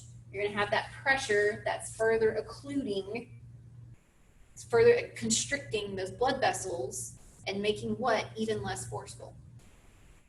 The blood flow. Okay, so after we get off of this bed rest time frame, or we can start to go back into that normal activity, when we start getting up and moving around, if any blood clots developed while we were sedentary, because we had our butts pushed up against the couch for 3 weeks, we didn't really move, and because our blood pressure was lower because we weren't moving around, we can develop blood clots by that sedentary lifestyle. Okay, but if we get to the point where we've gotten those blood clots developed because we've been sitting on our butt, we haven't been moving, that blood hasn't really been flowing, that blood clot's there, but then we start to get up and we start walking around, we maybe go for a walk around the neighborhood, we start to get back into the gym. What happens to your blood pressure when you get up and move around? It increases. It's more forceful because the body and the brain are like, oh, hey, we're moving around. We actually have to pump harder and more forcefully to perfuse. We're not just vegging out on the couch anymore. So what can possibly happen to that clot that developed while we were sedentary sitting on our butt for 3 weeks? That pressure can dislodge it. It can break off a piece of that clot, or it can say, hey, entire clot that just formed, I'm going to pull you off of wherever, whatever vessel wall you were on, and now I'm going to push you through the circulatory system. Okay? More than not, thromboembolus that causes PEs and MIs and strokes are blood clot related. So these are pictures. These were actually embolus that were physically removed from the lungs. This one's freaking amazing because you can see all of the branches of the different bronchioles. How does that happen like that that? track down. Just that kind of like super accurate branching. There was a guy that like. That one? Yeah. Really? There was a guy once that got like literally the entirety of both of his lungs.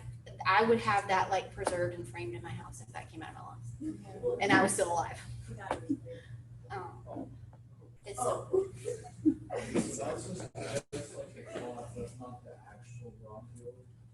Yeah, no, so that's just, this is like a cast and a mold. Like this is just the mold of the bronchioles that got stuck in. Well, that's horrifying. Yeah, this just looks like a big jelly worm. All right, that's a blood clot that was pulled out of a bronchiole or bronchi. I saw from like PE. they were taking one out of Jack's brain and it's like pulled it out, Yeah. section and like So. the size of his brain. So depending on the size of this thromboembolus, we can have a PE that we can recover from. It's not going to be deadly. They can go and they can extract it. We're still having the majority of our airflow happening, right? But depending on where it settles, depending on how big it is, it can totally just abruptly stop that airflow, that gas exchange, and it can lead to almost instantaneous death. Okay, guys, how might a PE present?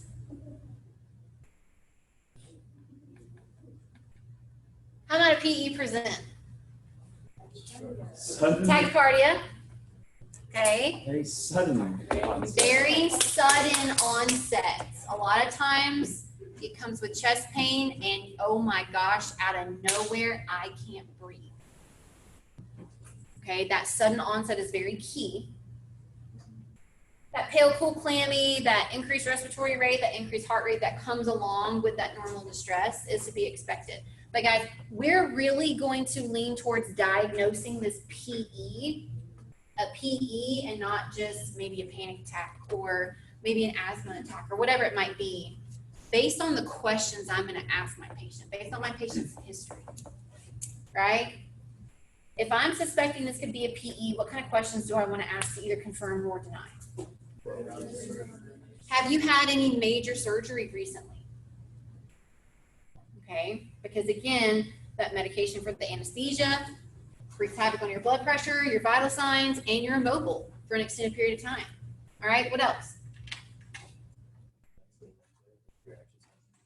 Okay, so where did you get your patient? Were they sitting on the couch when this happened, or were they at the gym? Were they working out in the garden? Okay, what else? Okay, do you have a history of blood clots? Do you have a history of DVT, that deep vein thrombosis? They're more prone to having them break off and go form a PE. What's another big one? There's two more big ones we're gonna ask. Maybe just have been sick recently and been like laying down for a while. Okay, so that's, yeah, have been sedentary for a while. Maybe. All right, if they've recently gotten a cast removed, that's another big one, right? Because when you have a cast on, your whatever body part is in the cast is fixed, right? If it's an elbow, if it's this, it is fixed. You can't freely move that part of your body like you normally could if it wasn't in a cast. All right, so that again impairs that blood flow. It can sit, it can get stagnant, it can coagulate, it can form that jelly-like substance. All right, so if they've recently got a cast removed, they could have formed a clot that's now broken off. What's another really big one? Flying. If Tasi was here, she would know. Flying. Guys, any extended flights, like international flights, like 10-plus-hour flights. You get dispatched to the airport for difficulty breathing, you're just picking up a patient who just flew in from a nonstop flight from Hong Kong. All right, what are you doing the majority of the time you're flying? Sitting on your butt. All right, that's why if you guys are on a longer flight, you need to get up and walk down the aisles, you need to move, okay? Also, what is happening while you're on a flight? Pressure changes. Okay, so if you're on an extended flight, you're sitting on your butt for 10-plus hours and all those pressure changes, it's very likely, not very likely, but it's very possible. You could have developed a blood clot and now getting off at Hartsville-Jackson and walking dang 3 miles to get to the carport pickup, that sucker branched off or broke off, and then it's now in your pulmonary system and you got a PE going on. Okay, that makes sense, everybody? So you're more so going to get the definition, the concrete evidence that you need to say, ooh, this is a PE based on the questioning. Because are you going to be able to hear a PE? No. You're going to have clear lung sounds with a PE. Okay, so questioning your patient, the presentation for a PE can be a bunch of other things, but if we have, ooh, you just had surgery, oh, you just had a cast removed, oh, you just flew, then we're going to go the PE route. Okay, this is my F up story. This is my I didn't listen to my patient who told me she was going to die story. That's what happened to my patient. She died. Okay, we picked her up down right down here off of Howell Mill. There's a Piedmont hospital, like doctor's office place. We got a call for difficulty breathing. She was in the parking deck. Fire was already on scene. She was like, they were like, yeah, I mean, she's checking out okay. She's a little tachypnic, but we got a non-rebreather on her and she seems to be doing fine. Her daughter was with her. This was a female. She was probably in her 60s, late 50s. Her daughter was with her and we got on scene. Her daughter said, yeah, she's prone to anxiety. She has panic attacks a lot. She hates coming to the doctor. So I think she's just having a panic attack. Everything else checked out fine. Her blood pressure checked out fine. All of her other vitals were fine. Her lung sounds were clear. We had her on that non-rebreather at 15 liters a minute and she was sat at like 96, 97. So I'm like, okay, well, this could be a panic attack. Do you want to go to the hospital? Yeah, sure. Okay, let's go to Piedmont. So we load her up in the back. We are driving to Piedmont. The daughter's up front with my partner. We're not going lights and sirens. And she's getting a little more clammy. And I'm trying to like talk to her, calm her down, kind of like distract her. Hey, tell me about your grandkids. Tell me about this. Tell me about that. And she starts to say, don't let me die. I'm going to die. Please don't let me die. And so what do? No, not today. That's more paperwork for me. Like trying to just downplay it, because if you have somebody who's having an anxiety attack and you play into any of their fears or their sources of anxiety, it just gets worse. So I'm just trying to diffuse her anxiety. Well, her heart rate starts to come down. She was tapping out at like 120, 130. Starts to trend down. Her respiratory rate starts to trend down. I'm like, okay, panic attack's done. Panic attack's over. We're starting to come down. And then she reaches 100, and I'm like, all right. And her heart rate goes down, reaches 80, and I'm like, all right, we're good. Then her heart rate goes down to 60. Then her heart rate goes down to 40. And she's not breathing anymore. Okay, she coded right in front of me. So we were like a block away from Piedmont. I had to poke my head through the little window to my partner and say, light it up, please, we need to get there now. Daughter was kind of oblivious. She didn't really understand what was going on. When we pulled into Piedmont, partner met me in the back. We got her mom out of the ambulance on the stretcher, pumping on her chest. So she went from talking to her mom, having a conversation with her at the doctor's office, to she was dead when we got to Piedmont. What did I not ask? What did I not think about? Where did I pick her up at? Why was she at the doctor? Why were we here? She had just had a hysterectomy 3 weeks ago. And this was her follow-up appointment, and she had been on bed rest since her surgery. I didn't catch it. My partner didn't think about it. The daughter just kind of, gave us a false sense of security because, oh, this happens a lot. She hates the doctor. It's just a panic attack. It's fine. The lung sounds were clear. You're not going to hear a PE. Okay. Thank God they got her back in the emergency room, followed up with her. She went home. Everything was okay. But guys, I didn't do a full assessment on that patient. Had I gotten that information and put those puzzle pieces together, I would have gone to Piedmont Code 1. She wouldn't have coded on that Code 3 ride back to the hospital. So make sure you were asking every question every time.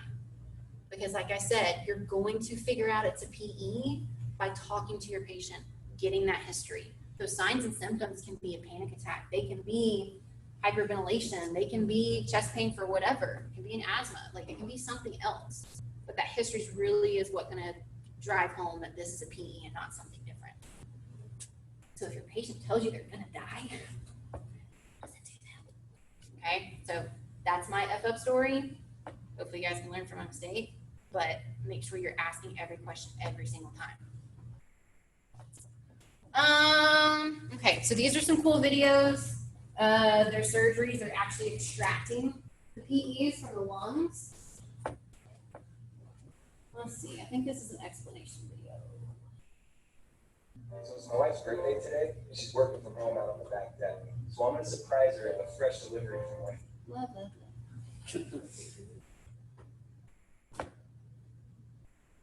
As a result, blood through them. Veins transport blood with the help of muscle contractions while you move and walk. Veins also have valves that keep blood from flowing backward and pooling in your arms and legs. When you are immobile for an extended period, your venous circulation slows down. As a result, clotting factors in the blood may cause the slow-moving blood to clump together, forming a blood clot or thrombus. This condition is called deep vein thrombosis, or DVT. Common symptoms of DVT include swelling of the leg or a vein in the leg, pain or tenderness in the area, increased warmth in the skin, and red or discolored skin. In some DVT cases, a blood clot may detach from a deep vein and join the bloodstream. The clot travels from the deep veins of the leg, through the veins of the abdomen, into the heart, and finally lodges in the pulmonary artery or its branches, blocking blood flow to the lungs. This condition, called pulmonary embolism, is very serious and may permanently damage a portion of the lung. If a clot is large, or if there are many clots, pulmonary embolism may also cause death.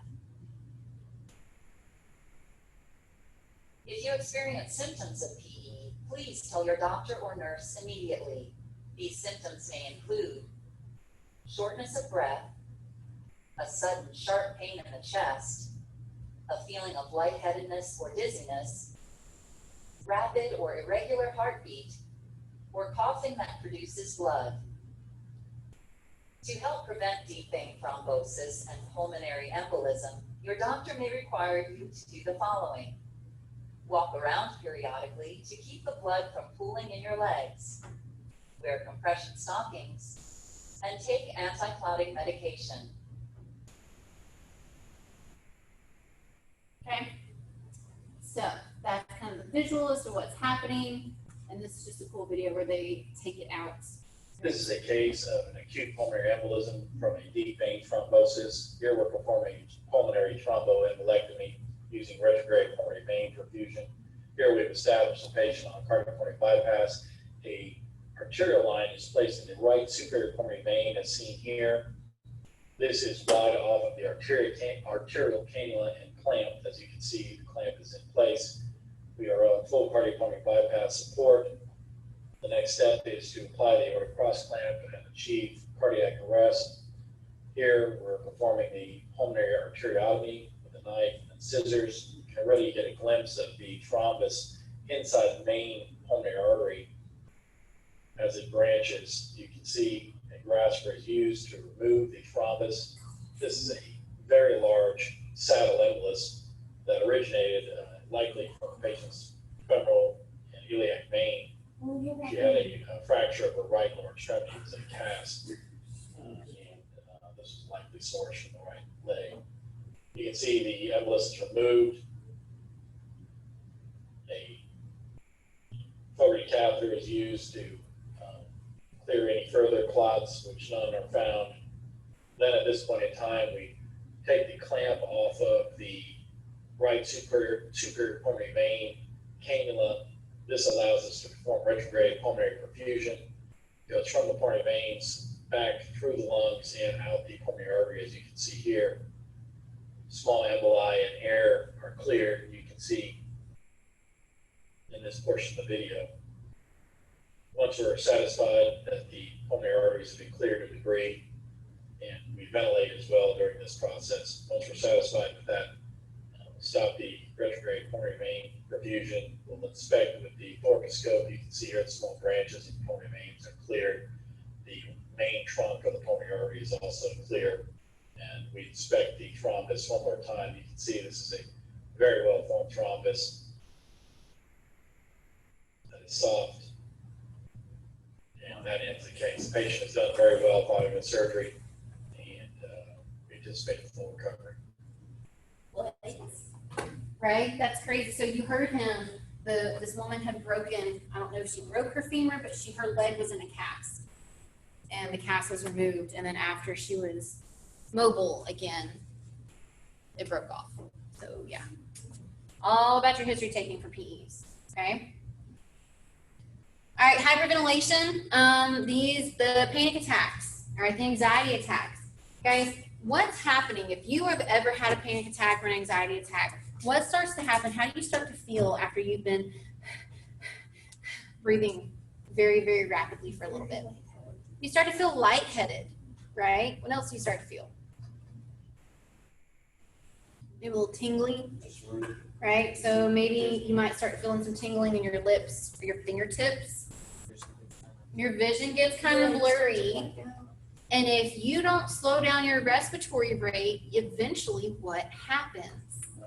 You pass out. All right. Why does all this stuff happen when we hyperventilate? What's happening? So am I not getting enough oxygen if I'm breathing in deep and rapid? I am, but I'm getting rid of too much what? CO2. Remember, my body likes a little bit of CO2 in my system. I don't want to get rid of a ton of it. But that rapid exhalation, getting all of that CO2 out, my body doesn't like that. So eventually, if you don't slow down your respiratory rate, you will pass out. So your brain can do what? Reboot, recalibrate. Refresh. Right? Have you tried turning it off and turning it back on again? Because when you go in that syncopal, that fainting state, that's when your brain says, okay, let's calm down, let's get our levels back to normal, let's slow our respiratory rate down, let's get vitals back to normal, and then you wake up from that syncopal episode. It's because you're blowing off too much CO2. All right, so if you have a patient who's having an anxiety attack, you can try to talk to them, try to distract them. There's a method where you can say, okay, I need you to tell me 5 things that you see in front of you, right? They're in the back of the ambulance, they can look around, tell me 5 things you see. All right, now tell me 3 things you hear. Tell me 2 things that you smell. So it kind of distracts the brain. It kind of puts them back into kind of reality where their settings are, and it kind of, sometimes it will calm them down. All right. My mom had this tried to method. It worked with me when I got worked up or when I couldn't go to sleep. She was like, just lay there, close your eyes, and from the top of your head all the way down, just feel all of your muscles relaxing and just get into that nice chill, relaxed state. But if you cannot reason with your patient, if they are just not listening to anything you say, you just kind of give them that non-ring breather and just wait until what happens. They pass out. Okay, been there, done that. So, because guys, if you're having an anxiety attack and you start to feel tingling in your face and you start to get lightheaded and you start to feel that tingling sensation in your fingers, what does your brain think because you're already in panic mode? I'm dying. I'm feeling these things because I'm dying. My vision's gonna go in tunnel vision because it's my time. I'm about to go into the light. Okay. You can give them an educational moment. You're feeling this way. You're feeling lightheaded. You're feeling that tingling because you're breathing too fast. All right. If you can slow your breathing down, that pain, that sensation will go away. You're not dying. All right. Match your breathing with my breathing. All right. Have them focus on your respiratory rate and have them try to slow theirs down. But eventually, they'll pass out and everything will reset and they'll be good to go when they wake up.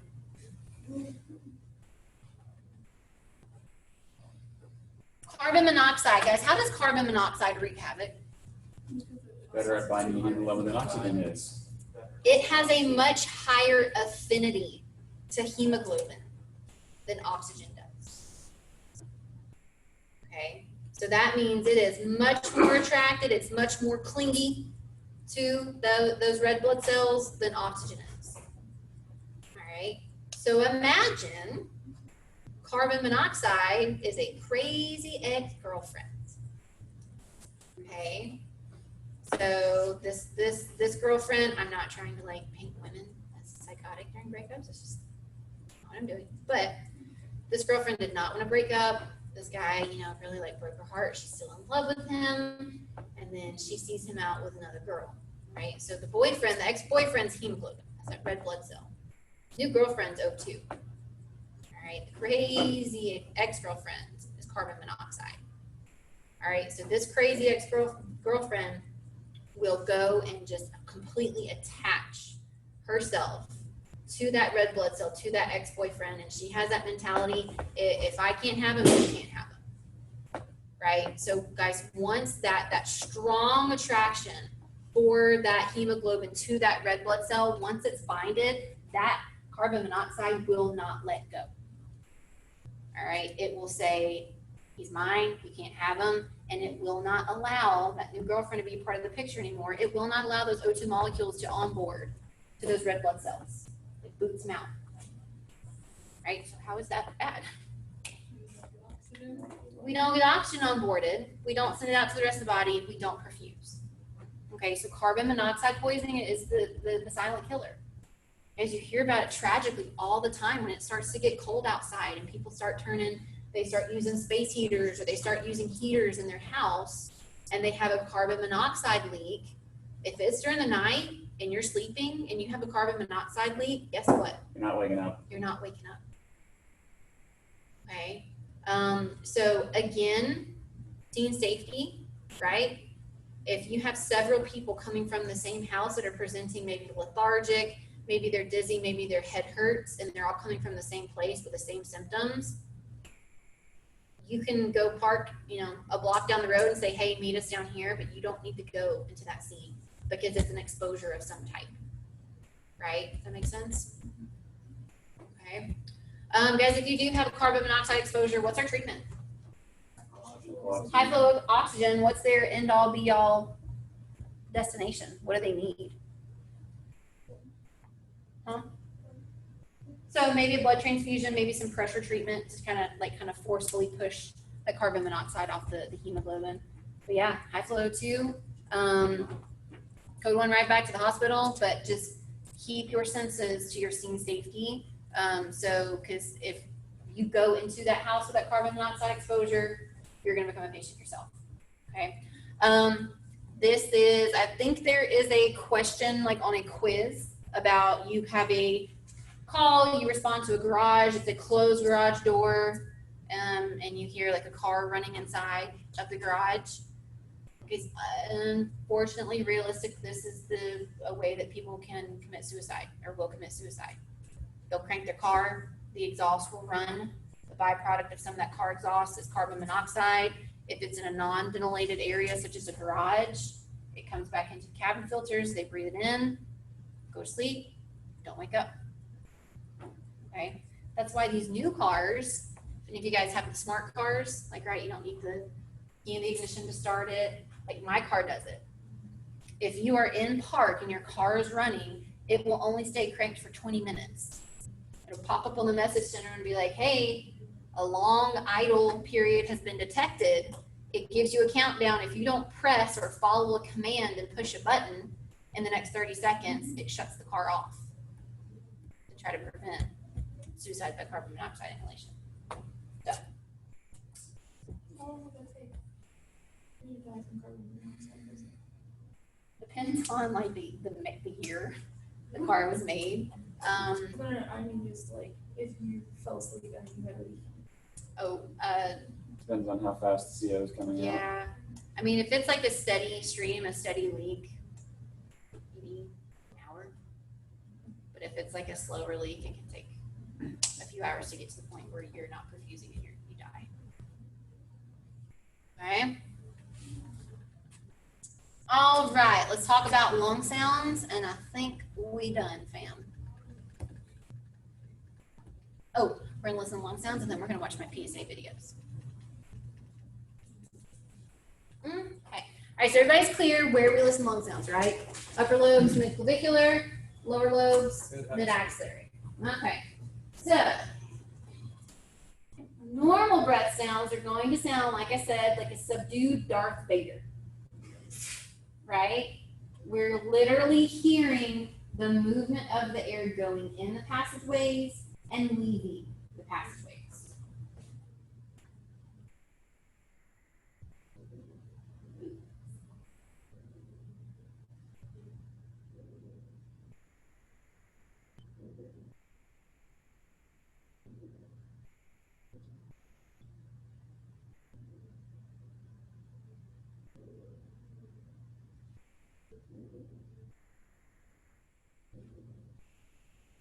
Right? Guys, that is very subtle. You have to tell your patient who's not having labored breathing, take a big deep breath in and out. We have to exaggerate that air movement to really hear a normal lung sound. Has everybody kind of got an okay grasp of listening to normal lung sounds in your homework assignment? Okay. All right. So that's good. There's no obstruction. There's nothing going on in those passageways. Now, wheezing is going to be secondary to what? Why do we hear wheezing? No, not asthma. Bronchoconstriction. All right, so that air moving in and out of those passageways, guys, that passageway gets smaller. All right, do you guys remember when you were a kid, like that little, I guess you would get them at like the toy store, but the little whistle where it's kind of like a trombone. If you pull down, you pull down the slide, there's more air, space for the air to move around in, and it makes a lower pitched whistle. But if you push the slide back in, it goes like it makes it like high pitched because there's less room for the air to be moving around. Did I just show my age? Okay. It's the same concept as a trombone. Everybody knows what a trombone is, right? Huh? Thank you. All right, so because that diameter is much smaller, you're going to hear a high-pitched kind of whistle. It's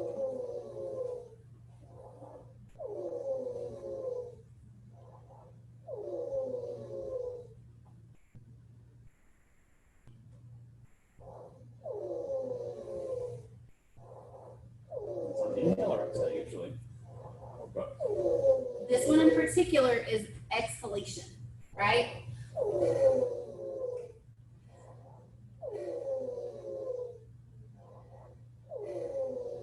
But you hear that high-pitched whistle? So guys, Chris brings up a good point. When we're listening to these lung sounds, if we hear wheezing, if we hear bronchi, rales, anything that's adventitious, not normal, we need to take note for a couple different things, right? What's one of the things I need to notate about this sound? Where? Where I heard it, right? What side? And what lobe?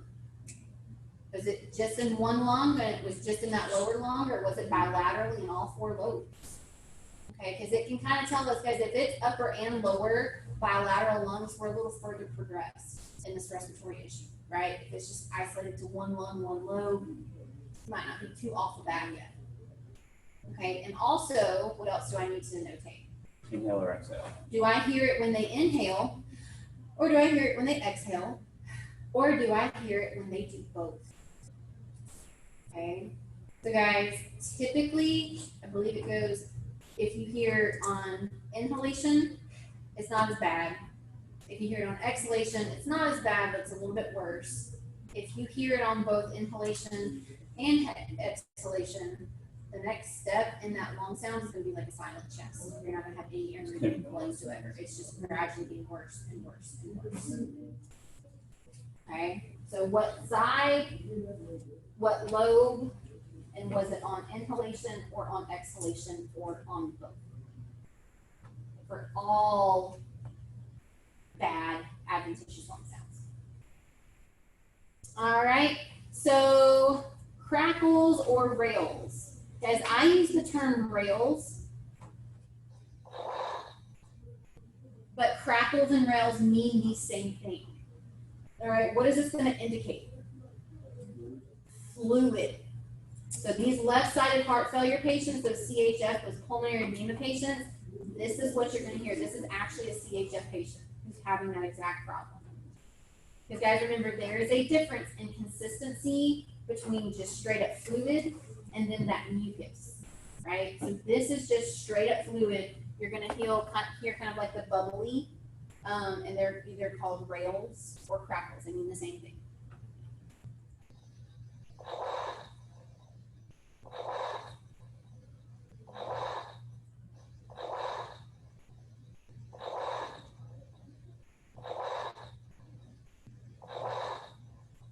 Okay, guys, I had a CHF patient one time who was so full, like their lungs were so full, like especially when it comes to edema, if it's in the lower lobes, it's kind of to be expected, right, because of gravity. But if there's that much fluid creeping up to those upper lobes, it sounds like somebody's blowing bubbles in a sippy cup. Okay, we don't have any wiggle room whatsoever with that patient. They're probably about to code. Okay, so it sounds like somebody is literally like blowing bubbles through a straw. Okay, again, take note, which lobe, which side. You're typically going to hear this more so on exhalation, but the entire process of moving the air in and out just kind of vibrates and makes the fluid move. So you can hear it on inhalation or exhalation. All right, bronchi, what do you think this is going to mean?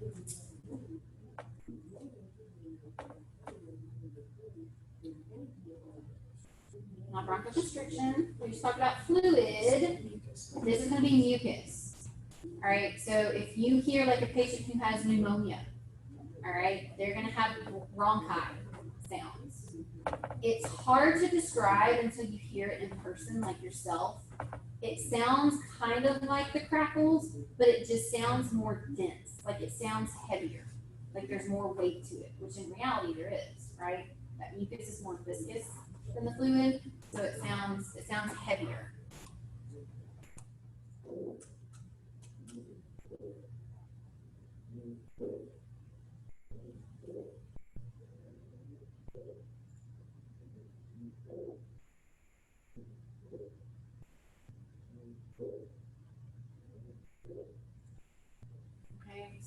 lower pitch. It's still gonna have kind of like a gurgly aspect to it, but it's gonna be more monotone, muffled.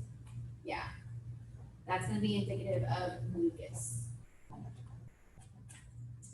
And then Strider. This is not a good day for anybody. Guys, if you walk in the room, you don't need a stethoscope to hear Strider. If you hear this on an adult patient, we're in bad territory. You hear this on a pediatric patient, you want to talk about pucker factor? Okay, this is an oh shit call. All right, what's happening with Strider? Guys, that lower airway is affected, and now that upper airway is swelling shut to the point where you can hear that. It's inhalation and exhalation. You don't need a stethoscope to hear this. Like, you will literally walk in the room and you can hear these high-pitched tones. We're very close to losing an airway. So I think this actually, 7-month-old, she had croup. All right, again, that's an upper airway issue. All right, so she had croup so bad that she presented with Strider at the doctor's office, and this is what she sounded like.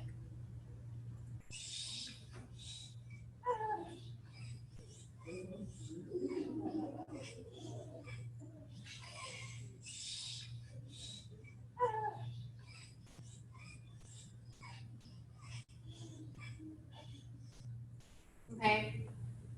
So from like 1 to 10, how bad is that? In my world, free hospital with a pediatric patient, that's a solid 9. What if you hear it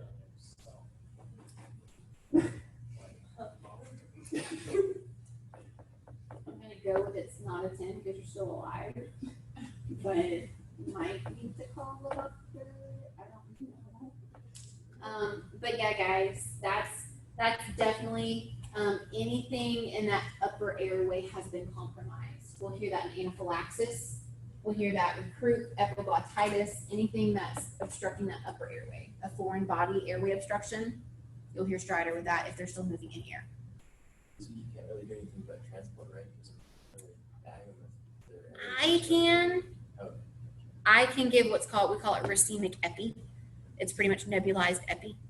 And it can target those cells to kind of calm down and not be as swollen. But yeah, you guys, humidified oxygen, keep them calm.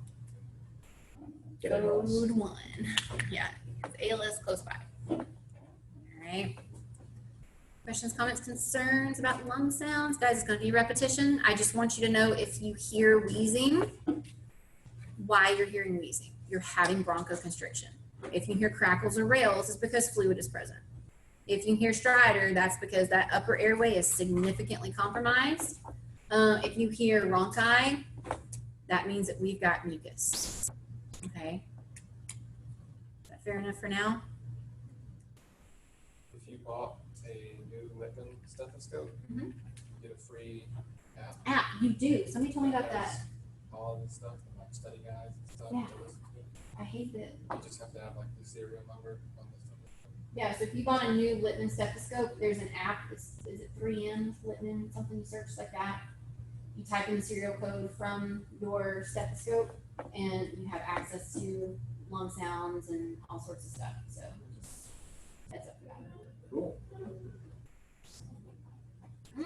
Okay, so these are a couple of videos we're gonna watch. If you smoke, this is just medical knowledge that you have to make a decision on if you want to continue to smoke. Okay. So what this is doing, guys, I believe these might be human lungs. Pig anatomy is very similar to our anatomy. So a lot of these different experiments you'll see with pig lungs or tracheas or, hearts or whatever. But this is a set of lungs that did not smoke.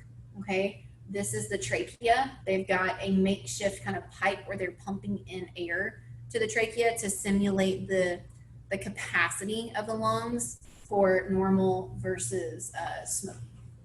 Smoking ones look bad already. Oh.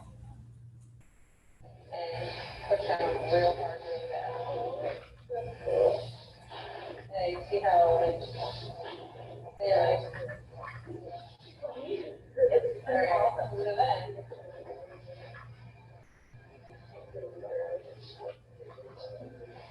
Not ready to.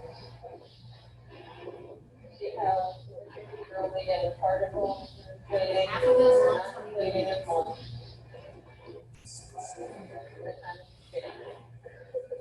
Pretty much. Right? Not ready to. Alright, so guys, we're talking about that cilia. Remember in one of those other videos, the cilia are like itty bitty microscopic, they're kind of like hair-like structures that are in your lungs that help collect debris and particles that shouldn't be in your lungs, and it stimulates your body to cough to get that stuff out of your lungs. If you're a heavy smoker, that cilia becomes just like incapacitated by all of that tar and that sticky residue that hangs out in your lung tissue secondary to smoking. Okay, so the cilia are rendered incapacitated. They can't get all of that nasty stuff and collect it and get it out of your lungs. That's why, have you ever heard the term smoker's cough? It just sounds like a hacking, just a wet cough. That's because they're coughing up the stuff that you're gonna see, that residue that lands in your lungs and hangs out in your lungs, okay?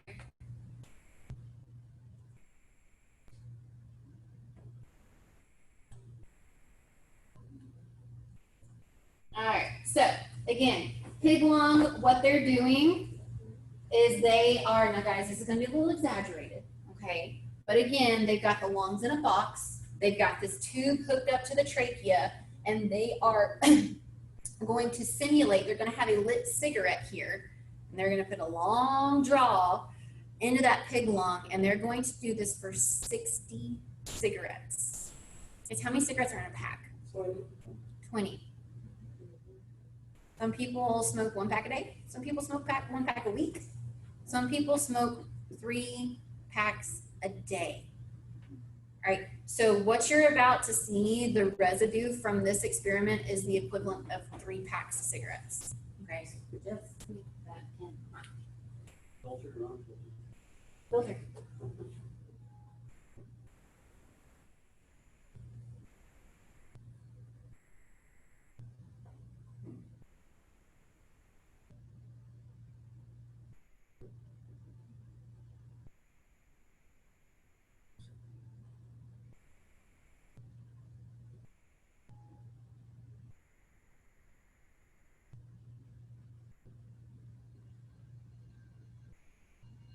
Music's so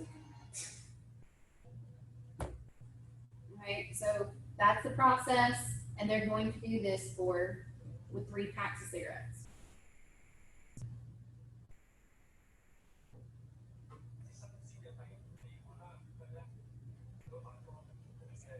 That's the trachea, the inner lining of the trachea for a non-smoker's lung. This is what is in your trachea after 3 packs of cigarettes.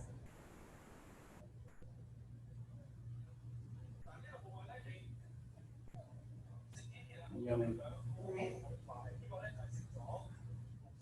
So again, these are healthy lungs. They're nice and pink. They're not as floppy as these over here. So see, they've already got like a brownish color.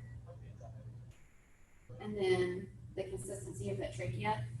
So guys, it's just medical, factual knowledge that stuff seeps and sits in your lungs. It gets down into your alveoli, it gets into your bronchioles, and eventually starts to disperse into your bloodstream to wreak havoc to your blood vessels as well. None of it's good. None of it's good. Yeah, so they had like the popcorn lung issue with the vapes where it was causing, it's called subcutaneous emphysema, where it was like causing significant inflammation of the alveoli to the point of rupture. Yeah, they might smell better, but there's not any better. Well, I mean, do you have that? Because I'd like to do The video? Just Google, literally just Google, it should be on the PowerPoints on the drive, but just Google, smoking lung experiment. Like there's tons of them out there. But this is why if you're a smoker, you're 100 more times likely to have a heart attack, to have a stroke, to have high blood pressure, because eventually that's the way that the line of your trachea looks. It's going to be similar for all of your vasculature. okay? And we know that sticky, nasty stuff attracts more clots, and clots are not good. And they can break off and form PEs, they can break off and form MIs, and then strokes. So what usually gets you first, emphysema or like? I mean, you probably will get emphysema first. Emphysema doesn't like kill you right away. You can live miserably with emphysema for years. And I mean, it just depends. It could be the emphysema, or it could be the cancer, but either way, you're not gonna be. It's gonna be a shitty last couple months.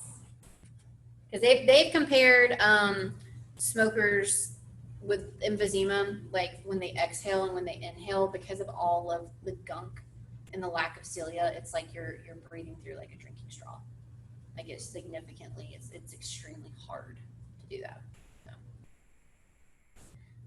No judgment if you do smoke. I just want to make sure you have all of the educational information to make your own life choice. All right. Questions, comments, concerns for respiratory? You guys are like, shut up, let me go home, please. All right, everybody good? I'm good.